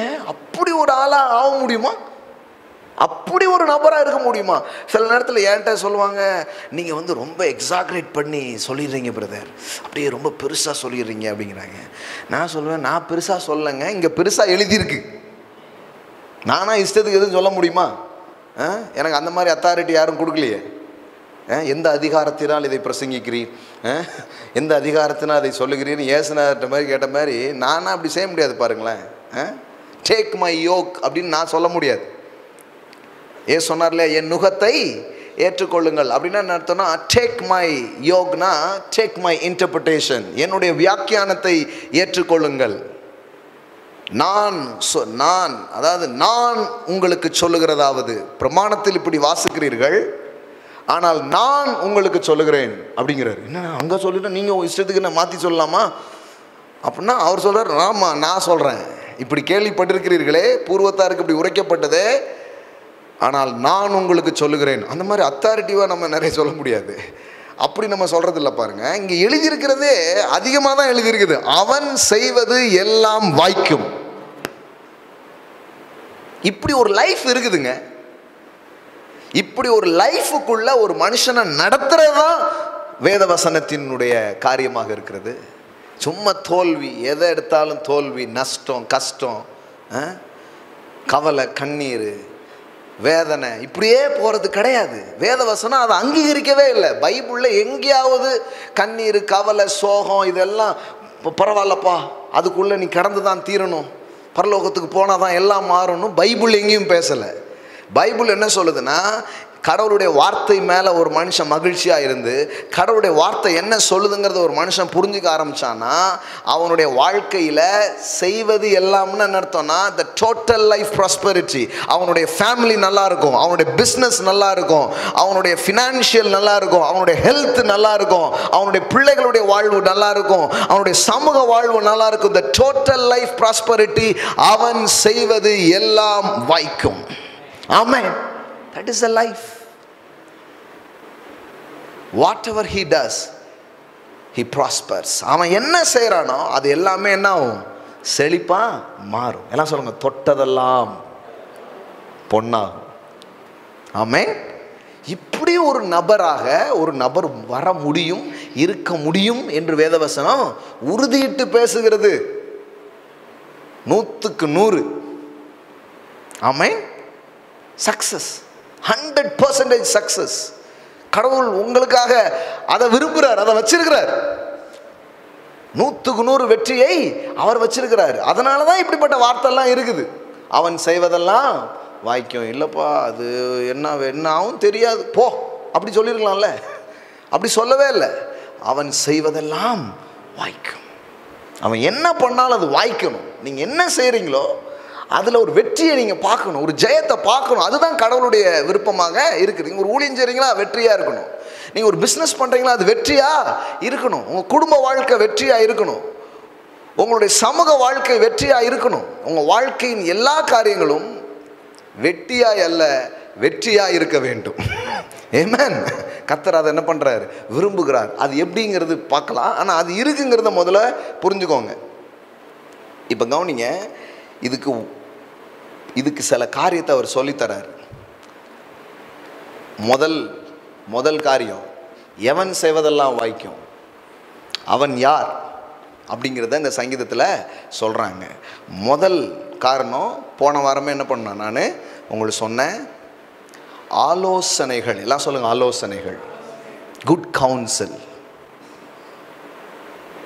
It's very important for successful life.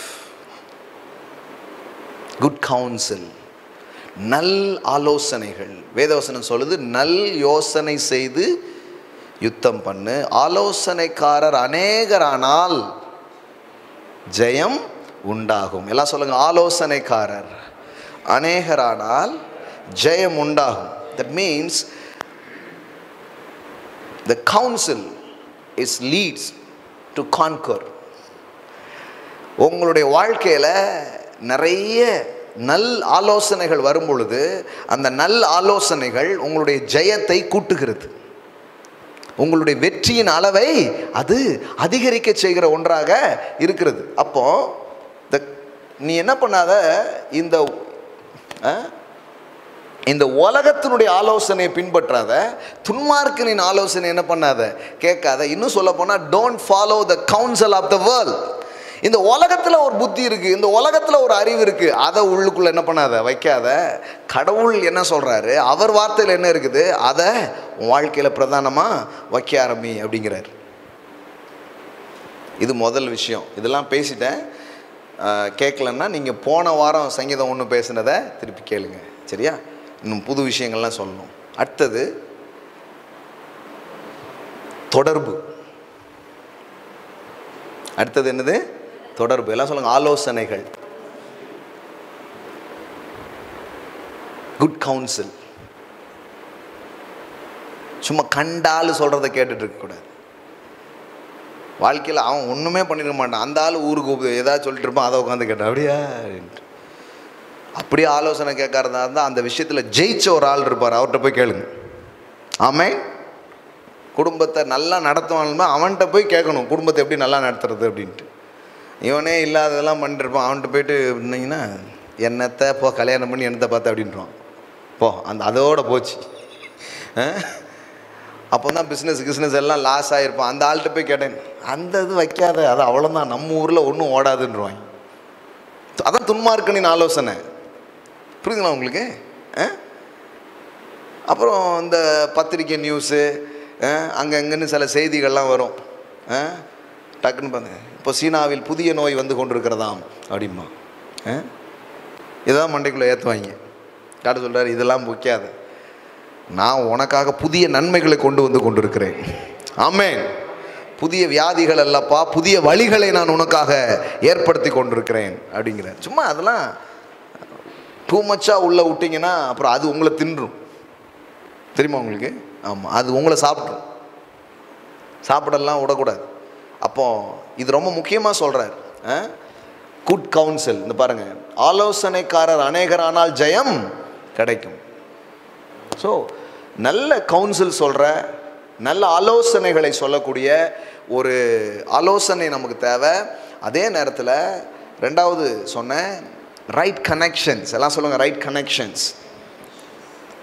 துன்மார்க்கனுடைய வழியில் நிற்காத, பாவையினுடைய வழியில் போய் உட்காராத, பரியாசக்காரர் உட்கார இடத்துல உட்காராத. அப்படின்னா என்ன அர்த்தம்னா, உன்னுடைய தொடர்புகள் சரியாக இருந்தாலே உன் வாழ்க்கையின் வெற்றிகள் அதிகரிக்க ஆரம்பித்துவிடும். நல்ல ஆலோசனைகள், நல்ல ஆட்கள், சரியான கனெக்ஷன்ஸ் ரொம்ப இம்பார்ட்டண்ட்டாக இருக்குது. பாருங்களேன், அது நம்ம தான் உருவாகணும். ஜெயிக்கிற ஆட்களோட பழக ஆரம்பிச்சிங்கன்னா நீங்களும் ஜெயிக்க ஆரம்பிச்சிருவீங்க. ஆமென். ஆமாம். எப்போ பார்த்தாலும் கடன், எப்போ பார்த்தாலும் தோல்வி, எப்போ பார்த்தாலும் வியாதி, எப்போ பார்த்தாலும் ஏதாவது பிரச்சனையே பேசிட்டு இருந்தாலும் அப்படியே இருந்தீங்கன்னா உங்களுக்கும் அந்த மாதிரி ஒரு இது வந்துடும் பாருங்க. கர்த்தர் நல்லவருங்க, இதெல்லாம் மாறுங்க. இதெல்லாம் தாண்டி இப்படி பேசுகிற ஆட்கள் இருந்தாங்கன்னா தள்ளி இருந்தாலும் அந்த ஆட்கள்கிட்ட போய் கொஞ்சம் நேரம் நில்லுங்க. இவனை தள்ளி ஓடிடுங்க. போன வாரம் அதில் பேசினேன், விவரமாக பேசினேன். தாவீது அவனை விட்டு திரும்பி, நான் தாவீது ஜெயிப்பேன்னு சொல்லிட்டு இருக்கும்போது ஒருத்தன் வந்து என்ன சொல்கிறான், டேய் தம்பி ஆடு முக்கியம்டா அப்படிங்க. இவன் நாடுன்னு இருக்கான், அவன் வந்து என்ன சொல்லுதான், ஆடுங்க. இல்லை நாடு, அதை நாடு அப்படின்னு அவன் போயிட்டான். அவனை விட்டு வேறொரு இடத்திற்கு திரும்பி, அங்கே பாருங்க, அவனை விட்டு வேறொன்னிடத்திற்கு திரும்பி. அப்போ சில தொடர்புகளை விட்டாலே உருப்பட ஆரம்பிச்சிருன்னு அர்த்தம். ஆமென். ஆமாங்க, சில அதான் கூடா நட்பு கேடாய் முடியும் அப்படிங்கிறாங்க. சில ராங் கனெக்ஷன்ஸ். ஆமாம், எப்போ பார்த்தாலும் வேற எதையாவது உங்களை கொண்டு போட்டு உங்களை டிஸ்டர்ப் பண்ணிக்கிட்டு. இப்போ இதை இன்னொரு கோணத்தில் படிக்கலான்னு சொன்னேன். இந்த 1வது வசனத்தை இன்னொரு கோணத்தில் படிக்கலாம். எப்படி படிக்கலான்னா, இப்போ கவனிங்க, 2 விதம் இருக்குது. இப்போ இதை வந்து ஜீசஸோட மேட்ச் பண்ணிங்கன்னா மேட்ச் ஆகாது. சங்கீதம் 1 இயேசு மீறிட்டார். இப்போ பாருங்க, இதனால தான் பிரதர் உங்களை திட்டுறாங்க அப்படின்னு. இல்லைங்க, நிஜமாக சொல்கிறேன் நான். சங்கீதம் 1 படி இயேசு நடக்கலை, அதுவும் 1ஆம் வசனத்தின்படி அவர் நடக்கலை. ஏன்னா 1வது வசனம் என்ன சொல்லுது? பாவிகள் வழியில் நிற்காதீங்க, துன்மார்க்கனால நடவாதீங்க, பரியாசக்காரர் உட்காரத்தில் உட்காந்து பார்த்தா அவர் ஃபுல்லாக அங்கே தான் உட்காந்துருக்காரு. என்னங்க, நம்மளை உட்காரக்கூடாதுன்னு சொல்லிட்டு அவர் ஃபுல்லாக இப்படியே உட்காந்துருக்கிறாரு. அவர் பாவிகளோடு தங்கும்படி போனார், வீட்டுக்கே போயிட்டார் சாப்பிட்றதுக்கு. இங்கே நிற்காத, ஏன் அவங்க கூட சேராத, இப்படி சொல்லிட்டு இருந்தா அவர் பார்த்தா அதனால தான் அவன் பார்க்கலாம், இவர் சங்கீதம் 1 படியே இல்லையே. அவங்க பூரா அந்த லா பீப்புள் இதெல்லாம் படிச்சிருக்காங்க இல்லையா, இவங்களாம் நிற்கக்கூடாது, அபிஸ்டுன்ட்டு ஆச்சாரம்னு தள்ளி போகிற ஒரு மனநிலையை தான் இருக்கணுமே தவிர, இவன் என்னென்னா இப்படி போகிறார இவர். அவனுக்கு என்னென்னா இந்த சங்கீதம் 1 படித்து வச்சுருக்கிறேன்னு நினைக்கிறான்னா, அன்றைக்கி ஏன் அது சொல்லி கொடுக்கப்பட்டுச்சுன்னா, இங்கே பார்ப்பா, வெளியில் உள்ளவன் உன்னை தீட்டு பண்ணிடாமன்னு சொல்லி கொடுத்தார். ஆனால் இயேசு வந்து பிதாவின் அந்த கிருபையினால் மகிமையினால் நிறைஞ்சவரா. அவர் என்ன நினைக்கிறாருன்னா, இந்த உலகத்தில் இருக்கிற எதுவும் என்ன தீட்டுப்படுத்தாது, நான் எதையெல்லாம் தொடரனோ அது நல்லாக தான் மாற ஆரம்பிச்சிட்டோம். ஆமென். இது என்ன இம்பேக்ட் பண்ணாது, நான் அதை இம்பேக்ட் பண்ணுவேன். இப்போ நீங்கள் கூட சிலரோட பழகலாம், சிலரோட உட்காரவும் செய்யலாம், சாப்பிடவும் செய்யலாம். எப்போ தெரியுமா? நீங்கள் உட்கார்ந்தீங்கன்னா உங்களை மாதிரி அந்த ஆள் மாறுவார்னா நீங்கள் உட்காரலாம். ஆமென். ஆனால் இல்லை பிரதர், நானே பெறுவேன்னா ஒடியிருங்க, ஜீவன் தப்ப ஓடிப்போ. புரியுதுங்களா உங்களுக்கு? கொஞ்சம் நேரம் சில நேரம் பேசிட்டு வந்தீங்கன்னா உங்களுக்கு 2-3 நாள் ஒரு மாதிரி இருக்கும். அப்போனா என்ன அர்த்தம்? கவனமாக இருக்குன்னு அர்த்தம். ஆனால் நீங்கள் போய் பேசுனா அந்த ஆள் 2-3 நாள், ஆண்டவர் என்னமோ தெரில பிரதர், அவர்கிட்ட பேசுனதுக்கப்புறம் கொஞ்சம் அப்படியே ஏதோ ஒன்று ஜீவனாக இருக்குது அப்படிங்கிற அளவுக்கு நீங்கள் ஏற்றுற ஆளாக இருந்தீங்கன்னா நீங்கள் என்ன பண்ணலாம்? போய் உட்காரலாம். ஆமாம், வேதவசனம் சொல்லுது, குருடனுக்கு குருடன் வழிகாட்ட முடியாது, வழிகாட்ட போனால் என்ன ஆகும்? 2 பேரும் குழியிலே விழுவார்களே அப்படின்னு போட்டிருக்கு. அது வந்து வெறும் குருடனுக்கு ஏதோ சொல்லி நினச்சிக்காதீங்க. ஏன்னா குருடர்கள்லாம் விழுறதில்ல, அவங்க கரெக்டாக தான் போகிறாங்க. கண்ணு தெரிஞ்சவன் தான் விழுதான். எந்த குருடனாவது லாரியில் அடிபட்டிருக்கானா? எல்லாம் இவன் தான் போய் விழுந்தது. அதாவது நீங்கள் வந்து அதான் சொல்கிறார், நீ பலப்பட்ட பின் உன் சகோதரனை, நீ குணப்பட்ட பின் உன் சகோதரனை போய் என்ன பண்ணு? பலப்படுத்து. அப்படி சொல்லுது வேதவசனம். 2மே பேசு. இப்போ நீங்கள் எந்த ஸ்டேஜில் இருக்கீங்கிறது உங்களுக்கு தான் தெரியும். அவன் வாரான், அவன் நம்மளை கொண்டு போயிடுவான்னா நீங்கள் ஓடிடுங்க. வாடா, இன்னைக்கு உனக்கு சுவிசேஷத்தை சொல்லி மகனை இன்னைக்கு ஒன்றை ஞானத்தானம் கொடுத்து உன்னை முக்கி எடுக்கலைன்னா பாருடா, அந்தளவுக்கு நீங்கள் ஆகிட்டீங்கன்னா நோ ப்ராப்ளம். ஆனால் அதுதாங்க, இப்போ நீங்கள் எந்த ஸ்டேஜுங்கிறத பார்த்து என்ன பண்ணணும், டிசிஷன் எடுக்கணும் பாருங்கள். ஏன்னா சில பேர்லாம் இருக்கிறாங்க, யாரையோ போய் திருத்துறேன்னு அப்புறம் இந்த ஆளுகள் இவருங்க காணாமல் போயிட்டாங்க. ஸோ பலவீனரை தாங்குங்கள், இதெல்லாம் முக்கியம். ஏன்னா சபை வந்து 2 இப்போ சிலர் என்ன ஆயிடுச்சாங்கன்னா, நம்ம வந்து பிரதர் உலகத்துக்குள்ளே போக வேண்டாம் பிரதர், பாவிகளுடைய வழியில் நிற்கக்கூடாதுன்னா பஸ்ஸில் கூட போக முடியாது. ஹலோ, ஆல்ரெடி நம்ம எல்லாருமே சங்கீதம் 1 மீறிட்டு தான் இருக்கோம். பாவிகளுடைய வழியில் இல்லாமலும் எப்படி பஸ்ஸில் போவீங்க? பரியாசக்கார உட்காரத்துக்கு ஆஃபீஸில் பூரா அவன் தான் உட்காந்துருக்கான். அதனால தான் சிலர் இதெல்லாம் படிச்சுட்டு, பிரதர் இது பைபிள்லாம் நமக்கு வேண்டாம் பிரதர், அது அங்கேயே இருக்கட்டும் பிரதர், ஞாயிற்றுக்கிழமை போகும்போது சர்ச்சுக்கு மட்டும் பிரதர் பிரதர் அப்படிங்கிற மாதிரிலாம் ஏன் பண்ணாங்கன்னா, அது எப்படி நடைமுறையில் எப்படிங்கிறது சொல்லிக் கொடுக்காதனால தான் அவன் படிச்சுட்டு பார்த்தான், இப்படிலாம் முடியுமா பிரதர் அப்படின்ட்டாங்க. சில பேர் உண்மையிலேயே வெளியே விட்டு எங்கேயுமே போகிற பைபிளோடு உட்காந்துட்டாங்க. வேறு எங்கேயும் போனால் பரியாசக்காரன் பாவிலாம் இருக்கான் பிரதர் அப்படின்னு உட்காந்துட்டாங்க, அப்படியே சாமியார் மாதிரி. அதையும் பைபிள் என்ன பண்ணல, ஒன்றும் பெருசாக ஆமோதிக்கவே இல்லை. பைபிள் என்ன சொல்லுதுன்னா, பார்ப்பா, நீ இதனால் இன்ஃப்ளூயன்ஸ் ஆகிட்டனா நீ போய் அதை என்ன பண்ணுவ? இம்பேக்ட் பண்ணுவ. So impact the world. அதாவது உலகம் உன்னை வாரி கொண்டு போகாமல், உலகம் தன்னுடைய மோல்டில் உன்னை வார்க்காம நீ அதை இம்பேக்ட் பண்ணக்கூடிய ஆளாக இருக்க வேண்டும். ஆமென். அதான் முக்கியம். அதனால தான் யூ ஆர் த ஈஸ்ட் அப்படிங்கிறார். எஸ், நீ வந்து யாரு? ஒரு உரமோர் மாதிரி, ஈஸ்ட், புளித்த மாவு அப்படிங்கிறார். இந்த கொஞ்சம் உரமோர் இவ்வளோ பால் இருந்தாலும் அதை போட்டிங்கன்னா என்ன ஆகும்? தயிராக மாறிடும். இவ்வளோ பெரிய பால்னு அது பயப்படாது. நான் உள்ளே குதிச்ச உடனே நீ என்ன மாதிரி ஆகிடுவேன். அப்படி தான் இயேசு குதிச்சார். அப்படி தான் நம்மளை இந்த உலகத்தை இம்பேக்ட் பண்ணும்படி தேவன் அழைத்திருக்கிறார். ஆமென்.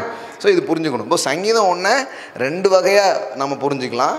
2வது சங்கீதத்தை இன்னும் பார்க்கலாம். கர்த்தருடைய வேதத்தில் பிரியமாக இருந்து இரவும் பகலும் அவருடைய வேதத்தில் தியானமாக இருக்கிற மனுஷன் பாக்கியவான். ஸோ முதல் செய்வதெல்லாம் வாய்க்கும்னா ஃபஸ்ட்டு வந்து குட் கவுன்சில், நல்ல ஆலோசனைகள். Number 2 right connections. Right council and right connections. சரியான தொடர்புகள் ரொம்ப ரொம்ப முக்கியம். யாரோடு அமர்ந்தா, யாரோடு பேசினா, வேதம் சொல்லுகிறது ஞானியோடு சஞ்சரிக்கிறவன் ஞானம் அடைவான். அப்படியே இருக்கு வேதவசனம், அப்படியே பேசு. ஞானியோடு சஞ்சரிக்கிறவன் ஞானம் அடைவான். மூடனோடு நடக்கிறவன் அவனுடைய மூடத்தனத்தை என்ன பண்ணுறானா? கற்றுக்கொள்கிறான். சிலர் பாருங்க, கோவப்படுற ஆள் கூட இருந்தா இவங்களுக்கும் என்ன திடீர்னு நமக்கு கோபமாக வருதுன்னா அந்த ஆள் கூட கொஞ்ச நேரம் பேசிகிட்டே இருந்திருப்போம். அங்கே பாருங்க, ஞானிகளோடு சஞ்சரிக்கிறவன் ஞானம் அடைவான். அப்படின்னா அர்த்தம் companion. He who walks as a companion with wise man will be wise, but the companion of யாரு? foolish. ஸோ ஒரு முட்டாளோட தொடர்பு இருக்கிற ஒரு ஆள் வாழ்க்கை வேற மாதிரி ஆகிடுது. சரியான தொடர்புடைய ஒரு ஆள் என்ன ஆகுது? நல்லா ஆகுது. இது ரொம்ப முக்கியம். வாழ்க்கையில் தொடர்புகள் ரொம்ப ரொம்ப முக்கியம். நிறைய பேர் நினைக்கிறாங்க இங்கே இல்லை நீங்கள் ஒன்றுமே இல்லை, சில நல்ல ஆட்களோட பழகி தொடர்பு வச்சுட்டே இருந்தாலே அதுவே உங்கள் வாழ்க்கையை என்ன பண்ண ஆரம்பிக்கும்? மாற்ற ஆரம்பிக்கும். நீங்கள் போகிற சபை, நீங்கள் உங்களுடைய ஃப்ரெண்ட்ஸ், இது எல்லாமே சேர்ந்து தான் உங்கள் வாழ்க்கை என்ன பண்ண ஆரம்பிக்குது? உருவாக்க ஆரம்பிக்கும். ஆபிரகாமோடு இருந்ததுனால லோத்துவும் பணக்காரன் ஆகிட்டான். ஆமென். பைபிள் வந்து இது ஒரு பவர்ஃபுல்லான ட்ரூத்துங்க. நீங்கள் யாரோட இருக்கிறீங்களோ அவங்கள மாதிரி ஆயிடுவீங்க. சில நேரம் அவங்களோட பெருசாகிடுவீங்க. ஆமென். தாவீது கூட இருந்தவங்களாம் என்ன ஆனாங்க தெரியுமா? கடன்பட்டவர்கள், முறுமுறுக்கிறவர்கள், ஒடுக்கப்பட்டவர்கள். இவங்க தான் தாவீது கிட்ட வந்தாங்க. அப்ரெஸ்டு, சப்ரெஸ்டு, டிப்ரெஸ்டு இவங்க தான் வந்தாங்க. ஆனால் இவங்களெல்லாம் என்ன பண்ணா?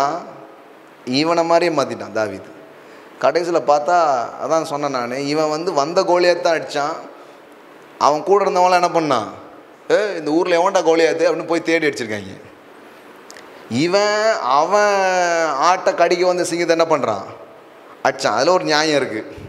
ஆனால் அவன் அப்படியே போயிட்டு உறைந்த மலை வேலையில் கொகைக்குள்ளே ஒரு சிங்கம் தூங்கிட்டு இருக்கு. என்ன தூக்கம்னு மண்டிலே போட்டிருக்கான்.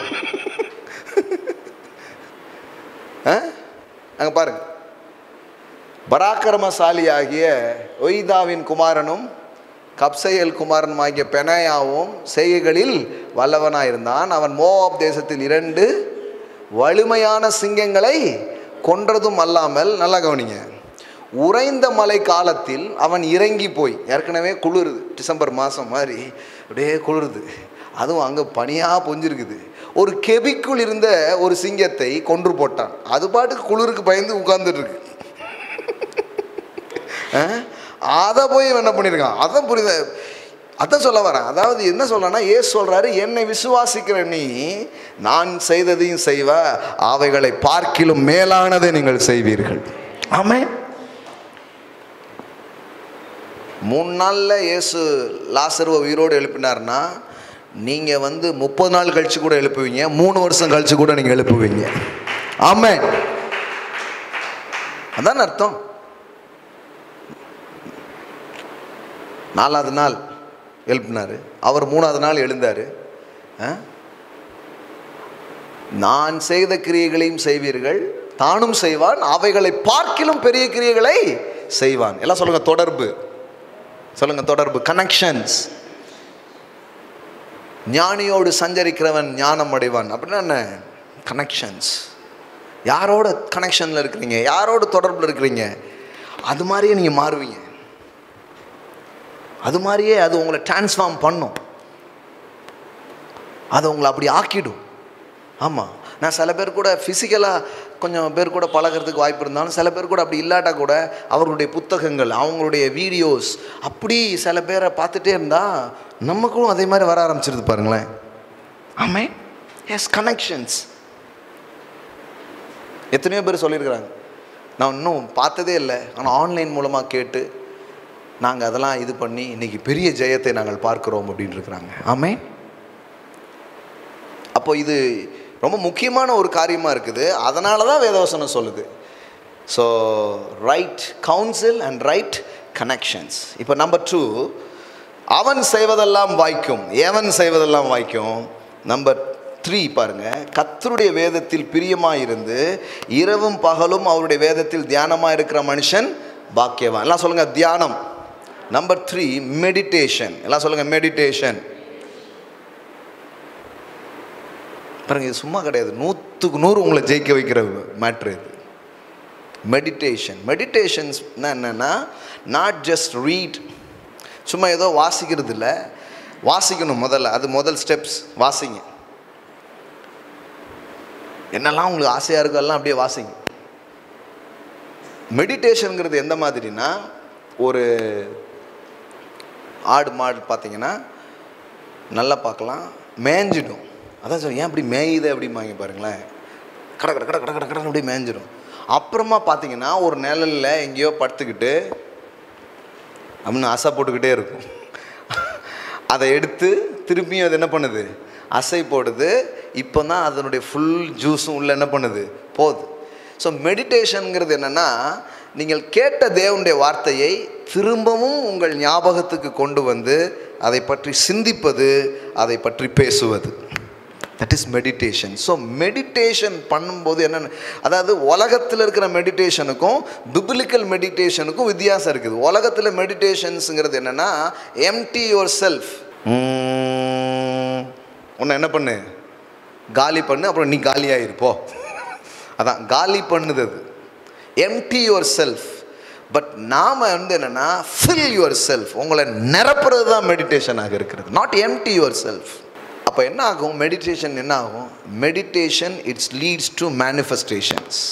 Meditation it's leads to manifestations. நீங்கள் எதை தியானித்து கொண்டே இருக்கிறீங்களோ, தியானம்ங்கிறது என்ன, எதை நீங்கள் சிந்தித்து கொண்டு இருக்கிறீர்களோ, எதை நீங்கள் பேசிக்கொண்டே இருக்கிறீர்களோ, எதை திரும்ப திரும்ப கொண்டு வந்து கொண்டே இருக்கிறீர்களோ, அப்புறம் என்ன ஆக ஆரம்பிக்கும்னா, அது உங்கள் வாழ்க்கையில் நிஜமாக மாற ஆரம்பிக்கும், அது உங்கள் வாழ்க்கையில் வெளிப்பட ஆரம்பிச்சிடும். ஆமென். மெடிடேஷன். எதை மெடிடேட் பண்ணு, சில கேட்குறாங்க, இந்த அது எனக்கு வரவே மாட்டுக்கு பிரதர், மெடிடேஷனே வர மாட்டுக்கு பிரதர், எப்படி பிரதர் பண்ணுறது அப்படிங்கிறாங்க. நான் சொல்கிறேன், யாருக்கெல்லாம் கவலைப்பட தெரியுமோ அவங்களுக்கெல்லாம் மெடிடேஷன் பண்ண தெரியும். கவலை எப்படி படுறீங்க, ஒரு விஷயத்தை திருப்பி திருப்பி யோசிச்சு கவலை வருது. அப்போ திருப்பி திருப்பி யோசிக்கிறப்ப இது தெரியுதா தெரியலையா, நல்லா தெரியுது. யாராவது ஒரு வாட்டி தான் திட்டிருப்பாங்க, அந்த ஆள் ஒரு வாட்டி தான் திட்டிருப்பார், இவங்க அதை 100 வாட்டி கேட்டிருப்பாங்க. எப்படி ரிவைண்ட் பண்ணி மைண்டுக்குள்ளே நீலாம் திருப்பி. அவன் ஒரு வாட்டி பேசிட்டு போயிட்டான், அவன் ஒரு வாட்டி தான் அவங்கள திட்டினான், ஆனால் 99 வாட்டி நீங்கள் தான் திட்டிருக்கீங்க. கேஸ் ஃபைல் பண்ணுறதா இருந்தால் உங்கள் மேலே தான் ஃபைல் பண்ணணும். அப்போ நான் என்ன பண்ணுறதா, நமக்கு தெரியுது மெடிடேஷனுங்கிறது நமக்கு ஆல்ரெடி நடந்துகிட்ருக்கு வாழ்க்கையில். மெடிடேஷன் பண்ணாத ஆளே கிடையாது, ஆனால் ராங் டைரக்ஷனில் போயிட்டுருக்கு மெடிடேஷன். ஏதோ ஒன்று நடக்கக்கூடாததெல்லாம் நடந்துடும், அப்படி ஆயிரு இப்படி ஆயிருன்னு கெட்ட விஷயங்களை திரும்ப திரும்ப யோசித்துக்கிட்டே இருக்கும். நான் சொல்கிறேன், கடவுளுடைய வார்த்தையை எடுத்துக்கொண்டு தேவன் இப்படி சொல்லியிருக்கிறார், அவருடைய வார்த்தையில் இப்படி சொல்லியிருக்கிறது, அவருடைய வேத வசனங்கள் இப்படி சொல்லியிருக்கிறதுங்கிறத எடுத்து ஒரு ஆள் திரும்ப திரும்ப அதை தியானிப்பார்னா, the meditation it's leads to manifestations. அவர் எதை தியானிக்கிறாரோ அது அவருடைய வாழ்க்கையில் நிஜமாக மாற ஆரம்பிக்கும். ஆமென். எஸ். அப்போ உங்கள் சூழ்நிலையை மாற்றுறதுக்கான வல்லமை கடவுளுடைய வார்த்தையில் இருக்குது. You can change your circumstances through the word, through the word of God. தேவனுடைய வார்த்தையை கொண்டு எந்த சூழ்நிலைகளையும் உங்களால் மாற்றி அமைக்க முடியும். உங்கள் வியாதி, உங்களுடைய தரித்திரம், உங்களுடைய துன்பம், எதையும் மாற்றலாம். எப்படி மாற்ற முடியும்னா, அதற்கேற்ற வேத வசனத்தை எடுத்து அதை தியானிக்கும் பொழுது, அதை திரும்ப திரும்ப உங்கள் மனதில் கொண்டு வரும் பொழுது, திரும்ப திரும்ப உங்கள் உதடுகளால் உச்சரிக்கும் பொழுது, இதை தான் ஜோஷுவா 1:8 படிக்கிறோம். இந்த சேம் சங்கீதம் 1 மாதிரி தான் எதுவும் இருக்குது. ஜோஷுவா 1:8 இருக்குது. ஆண்டவர் ஒரு இளம் தலைவனை கூப்பிட்டு சொல்கிறாரு, ஜோஷுவா சாதிக்கணுமா, வெற்றி பெறணுமா, நான் சொல்லித்தரேன் உனக்கு வழியை. என்ன பண்ணணும் ஆண்டவரே? இந்த நியாயப்பிரமாண புஸ்தகம் உன் வாயை விட்டு பிரியாதிருப்பதாக. This book of the Lord shall not depart your mouth. You shall meditate and day and night. இரவும் பகலும் அதை என்ன பண்ணிட்டு தியானம் பண்ணி கொண்டு. அப்போ என்ன நடக்கும்? அப்பொழுது நீ உன் வழியை வாய்க்க பண்ணுவாய், அப்பொழுது நீ புத்திமானாய் நடந்து கொள்வாய். Then you will make your way prosper and then you will have good success. Successங்கிறது என்ன தெரியுமா? is a byproduct of meditating God's word. தேவனுடைய வார்த்தையை நீங்கள் தொடர்ந்து தியானிப்பதின் விளைவுதான் வெற்றி. வெற்றி வேணும், வெற்றி வேணும், வெற்றி வேணும் இப்படி அலையிறதுனால வெற்றி வர்றதில்லை. இந்த புஸ்தகம் உன் வாயை விட்டு பிரியாதிருப்பதாக, இதில் எழுதியிருக்கிறபடி எல்லாம் செய்ய கவனமாக இருக்கும்படிக்கு இது இரவும் பகலும். இப்போ நிறைய பேர் நினைக்கிறாங்க இரவும் பகலும்னா பயில் கையிலுமா அப்படியே அலைஞ்சிட்டே இருக்கணுமா பிரதர், பகலில் தூக்கிட்டு போயிடணுமா, ராத்திரி தூக்கிட்டே போகணுமா, அப்படி கிடையாது. மெடிடேஷன்ஸ் இரவும் பகலும் பைபிளை கையில் வச்சுக்க சொல்ல, இரவும் பகலும் அந்த வார்த்தை, இரவும் பகலும் வேத வசனம் எனக்கு என்ன சொல்லுது. அப்போ வெற்றியை பற்றி யோசிக்கவே யோசுவாவுக்கு கடவுள் சொல்கிறாரு, இதை தியானிச்சுட்டேரி. அப்போ பாரு என்ன நடக்கும்னா, அப்பொழுது நீயே உன் வழியை வாய்க்க பண்ணுவாய். Then you will make your way prosper. நான் சொல்லியிருக்கேன் நிறைய வாட்டி, அந்த வசனத்தை படிச்சுட்டு நினச்சிருக்கிறேன், வசனம் ஏதோ தப்பாக போட்டிருக்கு போல அப்படின்னு நினச்சிட்டேன் நான். ஏன்னா நீ உன் வழியை வாய்க்க பண்ணுவாயின்னு போட்டிருக்கு. அது எப்படி ஆண்டவரே, என் வழியை நீங்கள் தானே வாய்க்க பண்ணணும். ஆனால் அந்த வேதவசனம் சொல்லுது, then I will make your way prosper அப்படி சொல்ல, you will make your way prosper. நீ உன் வழியை வாய்க்க பண்ணுவாய். உண்மையிலே சொல்ல, நான் இன்னொரு பைபிள் எடுத்து போய் வாசித்தேன் நான், அதுலேயும் போட்டிருக்குது நீ உன் வழியை. இது எப்படிங்க தப்பாக ஏதோ சொல்லுது போல, தவறான உபதேசம் போல, செல்ஃப் மேட் மில்லியனியர் மாதிரி ஏதோ சொல்லிட்டு இருக்காங்க இவங்க, ஒரு செல்ஃப் ஹெல்ப் புக் மாதிரியே இருக்குது அப்படிங்கிற மாதிரி. அப்புறம் தான் புரிஞ்சு, இல்லை கடவுள் என் வழியை வாய்க்க பண்ணி எல்லாமே கனெக்ஷன்லாம் கொடுத்து வச்சுருக்கிறாரு. ஆனால் நான் இப்போ அது என்னன்னு தெரிஞ்சு கொண்டு அதனால் என் மனதை நிரப்புனா அவர் வைத்த காரியங்கள் என் வாழ்க்கையில் நிஜங்களாக மாற ஆரம்பிக்கும். இப்போ ஒயரிங்லாம் பண்ணியாச்சு, இப்போ சுவிட்சு போடணும், அவ்வளோதான். போட்டால் லைட் எரியும். வெற்றி பெறதுக்கு நீங்கள் என்ன பண்ணணும், எல்லாத்தையுமே தேவன் செஞ்சு வச்சுருக்கிறாரு. இப்போ சுவிட்சு போடணும். அவர் என்ன பண்ணியிருக்கிறாரு, என்ன இருக்குதுங்கிறத இப்போ நான் அறிந்து கொண்டு அதனால் என் மனதை நான் நிரப்பி என் வாயை நான் அதனால் நிரப்பேன்னு சொன்னால் சொல்கிறாரு, நான் கடவுள் எப்போ தருவார், எப்போ நான் எப்பவும் வச்சுட்டேன், நீ பிறக்கிறதுக்கு முன்னாடியே வச்சுட்டேன். கடவுள் சொல்கிறார், நீ எப்போ எடுப்பப்பாத. நான் நிறைய பேர் சொல்லுவேன், நான் கத்தருக்காக காத்திருக்கிறேன். உங்களுக்கு தெரியுமா, கத்தர் உங்களுக்காக ரொம்ப நாளாக காத்துட்ருக்காரு. இது தெரிய மாட்டேங்குது இவங்களுக்கு. கத்தருக்காக காத்திருக்கிறேன் பிரதர், பைபிளில் போட்டிருக்குது, அவர்கள் மேல் இறங்கும்படி தேவன் அவர்களுக்காய் காத்திருப்பார். ஏசாயால இருக்குது. கத்தர் காத்திருக்கிறாரு தெரியுமா உங்களுக்கு? ஒருத்தர் பார்த்தேன் நான், ஊழியத்து பேர் வச்சு, கத்தர் காத்திருக்கிறார் ஊழியங்கள். சூப்பராக இருக்க. ஆமாங்க, எனக்கு ஜோக் பண்ணல, நிஜமாவே காத்திருக்கிறார் ஊழியங்கள். அங்கே பாருங்க. ஆனாலும் உங்களுக்கு இறங்கும்படி என்ன போட்டிருக்குது, நீங்கள் கத்தருக்காக தானே காத்திருக்கீங்க, ஆனால் கத்தர் உங்களுக்காக காத்திருக்கிறாரு. உங்களுக்கு இறங்கும்படி கத்தர் காத்திருப்பார், உங்கள் மேல் மனதுருகும்படி எழுந்திருப்பார். கத்தர் நீதி செய்கிற தேவன், அவருக்கு காத்திருக்கிற அனைவரும். அப்படின்னா என்ன அர்த்தம்னா, ஆண்டவர் எல்லாத்தையும் முடிச்சுட்டு நீங்கள் எப்போ எடுப்பீங்கன்னு பார்த்துட்டு இருக்கிறார். புதிய ஏற்பாட்டின் செய்தியே என்னன்னா, இட் இஸ் ஃபினிஷ்ட், எல்லாமே முடிஞ்சிருக்கு சிலுவையில். இப்போ என்னன்னு நான் தெரிந்து கொண்டு நான் அதை எப்பொழுது எடுப்பேன் என்று தேவன் காத்திருக்கிறார். இப்போ நம்ம கேட்க வேண்டியதே, எனக்காக நீங்கள் முடித்த விஷயத்தெல்லாம் நான் பார்க்குறதுக்கு எனக்கு உதவி செய்யுங்க. அது என்னன்னு அந்த சத்தியங்களை கேட்கும்போது அதை திரும்ப திரும்ப தியானித்து அதை பேசி, அப்போ நான் சொன்னேன், உங்கள் வாழ்க்கையின் சூழ்நிலைகளை கடவுளுடைய வார்த்தையை கொண்டு மாற்றலான்ட்டு. அப்போ எனக்கு இந்த தரித்திரம், தோல்வி, ஒரு மரியாதை இல்லை, ஒரு வெற்றி இல்லை வாழ்க்கையில், இப்படியே தான் இருந்துச்சு. அது சம்மந்தமாக என்னெல்லாம் இருக்குது அம்புட்டி எடுக்க ஆரம்பித்தேன் நான். ஆமாங்க, சும்மா கிடையாது. அது சம்மந்தமாக என்னெல்லாம் வேதவசனம் சொல்லியிருக்குது, வெற்றி பற்றி, செழிப்பு பற்றி, பெருக்கத்தை பற்றி, நிறைவை பற்றி, தைரியத்தை பற்றி, சந்தோஷத்தை பற்றி, இப்படிலாம் என்ன சொல்லி இதெல்லாம் எடுத்து திருப்பி திருப்பி அதை தியானிக்கிறது, பேசுறது, அறிக்கை செய்வது, அது சம்மந்தமான டீச்சிங்ஸு, அது சம்மந்தமான காரியத்தால் மனசை நிரப்பி நிரப்பி நிரப்பி நிரப்பி இப்போ பார்த்தா அந்த தரித்திரம் எங்கே போச்சுன்னே தெரில. மாதத்துக்கு ஒரு பிஸ்னஸ் ஆரம்பிக்கிறோம், இன்னும் கொஞ்ச நாள் போனால் வாரத்துக்கு ஒன்றாகும். ஒரு 3000 ரூபா சம்பளத்துக்கு வேலை கிடச்சிடுச்சு அப்படின்னா 10 வருஷத்துக்கு முன்னாடி திருநெல்வேலியில் வாழ்க்கையை ஆரம்பித்தோம். இன்றைக்கி மாதம் பாருங்கள், நம்ம இப்போ எத்தனை பேருக்கு 30 பேருக்கு சம்பளம் கொடுக்குறோம். ஆமேன். 3000 ரூபா சம்பளம் எங்கே இருக்குது, 30 பேருக்கு சம்பளம் போடுறது எங்கே இருக்குது? அதை 2000 சீக்கிரமாக மாற்ற போகிறோம். ஆமேன். 2000 பேருக்கு மாற்ற, எத்தனையோ ஊழியங்களுக்கு உதவி செய்கிறோம், எத்தனையோ பிள்ளைங்களுக்கு படிக்கிறதுக்கு நிற்கிறோம். சில பேர் இந்த பாயிண்ட்டை இப்போ எடுத்துக்கிடுவாங்க, அதனால தான் பிரதர் படிக்கிறதுக்கு ஹெல்ப் வேணும், அந்த பாயிண்ட்டுக்கு பிரசங்கம் பண்ணல நான். இப்படி இருந்து இப்படி வந்தார அது எப்படி அதை பிடிக்கணுங்கிறதுக்காக பிரசங்கம் பண்ணிட்டு இருக்கிறேன் நான். நிறைய பேர், சில பேர் செய்தியில் எதை பிடிக்கணுமோ அதை பிடிக்க மாட்டாங்க.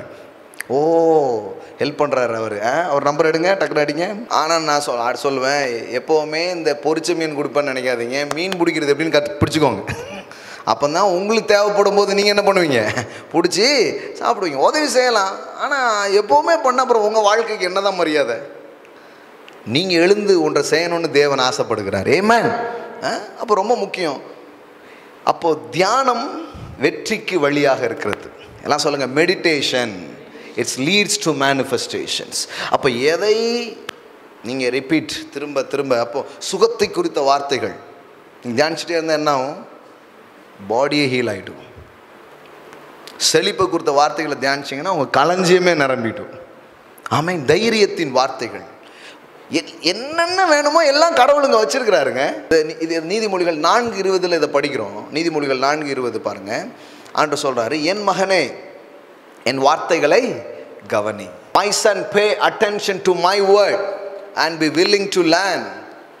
Open your ears to my saying. என் மகனே என் வார்த்தைகளை கவனி, என் வசனங்களுக்கு உன் செவியை சாய். அவைகள் உன் கண்களை விட்டு பிரியாதிருப்பதாக, அவைகளை உன் இருதயத்துக்குள் காத்துக்கொள். ப்ரொடெக்ட். உன் இருதயத்துக்குள்ள வச்சு என்ன பண்ணிக்கோ, காத்துக்கோ. உன் இருதயத்தில் அதை வை அப்படிங்கிறாரு. அவைகளை கண்டுபிடிக்கிறவர்களுக்கு அவைகள் ஜீவனும் அவர்கள் உடலுக்கெல்லாம். இப்போ ஆரோக்கியம் எப்படி வந்துச்சு? வசனத்தை கேட்டே இருந்தாரு. சுகமாக்கும் வார்த்தைகள், சுகத்தை குறித்த சத்தியத்தை ஒருத்தர் கேட்டுக்கிட்டே இருக்கிறாரு. பார்த்தா பாடி ஹீல் ஆயிடுச்சு. அவைகளை கண்டுபிடிக்கிறவர்களுக்கு அவைகள். சில பேர் பாருங்க, ஊர்லாம் பட்ட ஆசை இருக்கும், ஆனால் ஒன்றுமே நடக்காமல் இருக்கும் வாழ்க்கையில். அப்படிலாம் கிடையாது, எல்லாம் வச்சுருக்காரு. சும்மா எப்படி நடக்கும்? நீங்கள் கனெக்ட் ஆகும். எனக்கு அது வேணும், இது வேணும், நான் அப்படி வந்துடுவேன், இப்படி வந்துடுவேன். பார்த்தா வாழ்க்கையில் ஒன்றுமே வந்திருக்காது. அப்படி கிடையாது. பாருங்களேன், கடவுள் வச்சிருக்கிறார். நீங்கள் தான் ரெஸ்பான்சிபிலிட்டியோட அதை எடுக்கணும், அதுக்கு இடம் அளிக்கணும். கடவுள் சொல்கிறாரு, கொஞ்சம் நான் பேசுகிறத கேளுப்பா அப்படிங்கிறார். உன் காற்றை எனக்கு கொஞ்சம் கொடுப்பாங்கிறார். கொடுத்தா என்ன நடக்கும்? அவர் பேசுவார். அதனால் உங்கள் இருதய நிரம்பும். இருதய நிரம்பு என்ன ஆகும்? வெளிப்பாடுகள் உண்டாகும். வெளிப்பாடு உண்டாச்சுன்னா ஜீவன். அவைகள் ஜீவனும் அவர்கள் உடலுக்கெல்லாம் ஆரோக்கியமாக வியாதியற்ற சரீரமாக இருப்பாருங்களேன். ஆமென். எப்படி வருது பாருங்க. For they are life to those who find them and healing and health to all their flesh. உடலுக்கெல்லாம் ஆரோக்கியம். அப்போ இது இருக்கு. இப்போ ஒருத்தர் எடுத்துக்கலாம் எடுத்துக்கலாம். எல்லாம் சொல்லுங்க இருக்கு. நல்லா சொல்லுங்க இருக்கு. வேணா எடுத்துக்கலாம். இப்போ அங்கே பாட்டிலில் தண்ணி இருக்கு, வேணா குடிக்கலாம். எனக்கு தண்ணி தாகமாக இருக்கு பிரதர், ஆண்டவர் எனக்கு தண்ணி எப்போ தருவார் பிரதர், எனக்கு சுகம் வேணும் பிரதர், எனக்கு செழிப்பு வேணும் பிரதர். எல்லாமே பிரதர் தான். எனக்கு எப்படி வேலை செஞ்சுது, எத்தனையோ பேருக்கு எப்படி வேலை செஞ்சதுன்னு நான் பார்த்துருக்குறேன். எப்படி வேலை செஞ்சதுன்னா சும்மா கிடையாது. எத்தனையோ காரியங்களில் கவனம் செலுத்தலாம். உட்கார்ந்து சில நல்ல வார்த்தைகளை கேட்பது, மனசை நிரப்புறது, போய் ஏதாவது ஒன்று செய்கிறது, அந்த வார்த்தை என்ன சொல்லுதோ அதை செஞ்சு பார்க்குறது. இப்படி பண்ண பண்ண பண்ண பண்ண அப்புறம் பார்த்தா வெற்றி வர ஆரம்பிச்சிடுச்சு. சக்ஸஸ் வர ஆரம்பிச்சிடுது. இப்படி தான் நடக்குது. இப்போ டே ஒன்லேயே சில பேருக்கு பாருங்கள், தொப்பை குறையணும் ரொம்ப நாள் ஆசை. என்ன பண்ணுறீங்க? ஒன்றுமே பண்ணுறதில்ல. ஒன்றுமே பண்ணாமல் தொப்பை மகிமையிலே குறைஞ்சிட்டா ரொம்ப நல்லாயிருக்கும். சில கூட்டத்திலலாம் தொப்பை காணாமல் போதான். அப்படி எனக்கும் கர்த்தர் காணாமல் போகும்படி செய்தால் எவ்வளவு நன்றாக இருக்கும் அப்படின்ட்டு இருக்கு.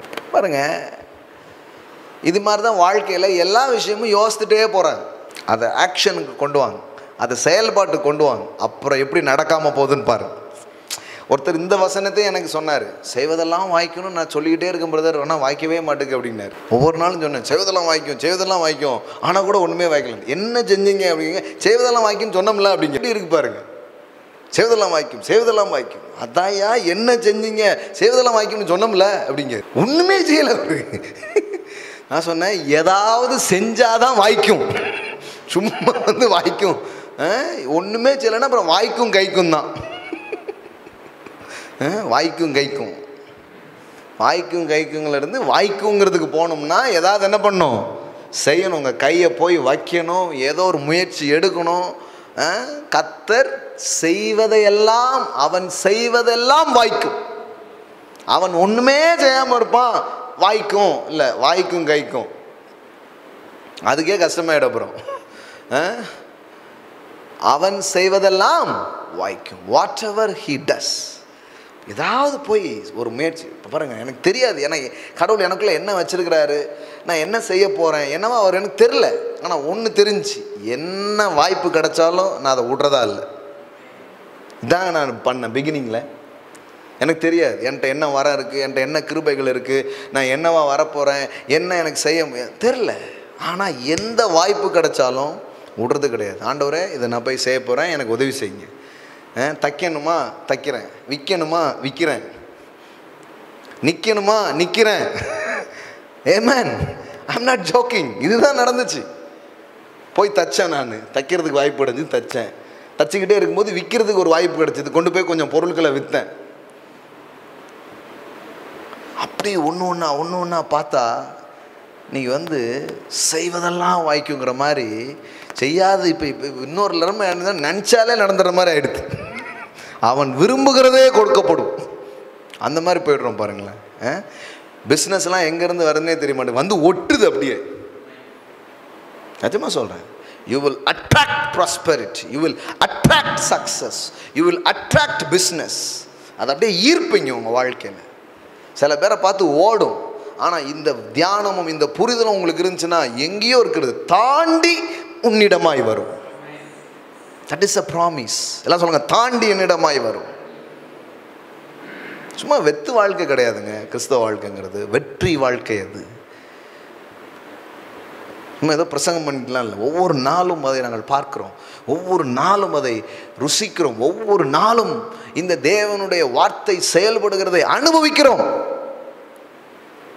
எப்படி நடக்குதுன்னு ஒவ்வொரு நாளும் ஆச்சரியம். The God is a God of surprise. எனக்கு தெரியாது, ஒன்று பண்ணிட்டு இருக்கும் போதே ஒன்று நடந்துருது. ஒரு அந்த ஷாப்பிங் கடைகள் வரிசையாக செய்யணும்னு சொல்லிட்டு வேலை நடந்துகிட்டே இருக்கும்போது 4 கடை கையில் வந்துடுச்சு பாருங்கள். ஏற்கனவே ரெடியாக இருக்கிற கடை. அது மாதிரி இப்போ ஹோட்டல் அங்கே இது பண்ணுறதுக்கு வேலை நடந்துகிட்டே இருக்குது, அதுக்குள்ளே பொருளோடு சேர்ந்து ஒரு ஹோட்டல் கையில் வந்துடுச்சு. இது இந்த வாரம் நடந்தது. ஆமே, இந்த வேலையை போட்டு 1ஆம் தேதி ஓப்பனிங். அப்படியே ஈர்ப்பீங்க. நான் சொல்கிறேன், இது ஈர்க்கிறதுனா எனக்கு நடக்கலை. இன்றைக்கி நிற்கிறீங்கன்னா உங்கள் மேலே அது வேலை செய்யுங்கிறது சொல்கிறதுக்கு தான் நான் நின்றுட்டுருக்கிறேன். You will attract business. சொல்கிறாங்களே பிஸ்னஸ் மேக்னெட் அப்படின்னு. ஏன் சொல்கிறாங்க? மேக்னெட் என்ன பண்ணும்? அப்படியே ஈர்க்கும். அது மாதிரி தான் நீங்கள் சும்மா அப்படியே ஜாலியாக போவீங்க, அங்கே ஒரு பிஸ்னஸ் வாய்ப்பு உங்களுக்கு உண்டாயிடும். சும்மா அப்படியே போவீங்க, பெரிய ஒரு டீலிங்க்கான தொடர்பு உங்களுக்கு வர ஆரம்பிக்கும். இதுக்கெல்லாம் வேத வசனம் உங்களுக்குள்ளே போகும்போது உங்கள் மைண்டு, உங்கள் ஸ்பிரிட் எல்லாம் கரெக்டாக லைவாக இருக்கும் பாருங்களேன். டக்குன்னு ஒட்டும் அது. ஆமாம், ஒன்று தாழ்ந்து ஒன்று. அதுதான் சொல்கிறாரு, நன்மையும் கிருபையும் உன்னை தொடரும். ஆமென். Surely the goodness and mercy it's follow அப்படின்னு இருக்குது.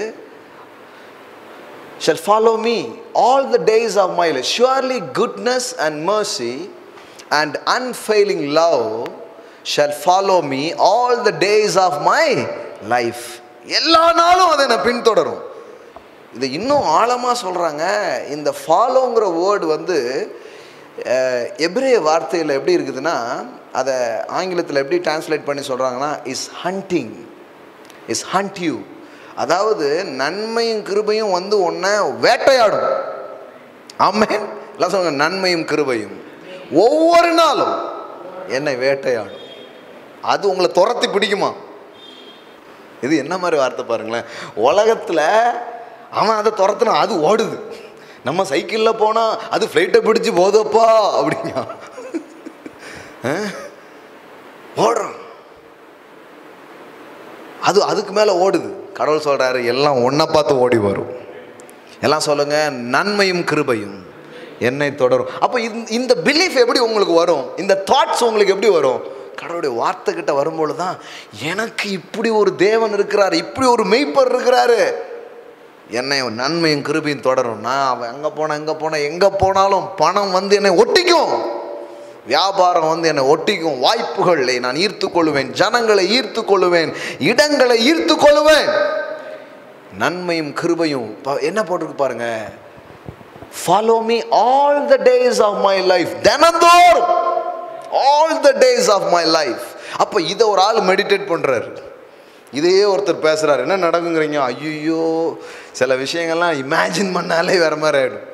நம்மளால் தாங்க முடியுமான்னு தெரில. அப்படியே கிழிச்சு கொட்டும் உங்கள் மேலே, அப்படியே திறந்து கொட்டும் இயேசுவின் நாமத்தினால. சாதாரணமான ஒரு காரியங்கள் கிடையாதுங்க இது. இதெல்லாம் புரியும் போது நீங்கள் பயப்பட மாட்டீங்க, கலங்கம் என்ன தொடரும். எனக்காக ஒரு வழியை கர்த்தர் எனக்காக திறப்பார். ஆச்சரியங்களையும் அதிசயங்களையும் நான் பார்ப்பேன், மேன்மைகளை நான் பார்ப்பேன். அப்போ பாருங்க, இதுக்கு ஒரு கம்பேரிசன் சொல்கிறாரு, ஒரு ஒப்பிட்டு சில காரியத்தை சொல்கிறாரு. அது ஓமையாக ஒன்று சொல்கிறாரு. அது எப்படி பாருங்களேன். அவன் இந்த தியானமாக இருக்கிறான் பார்த்தீங்களா கடவுளுடைய வார்த்தையில். அவன்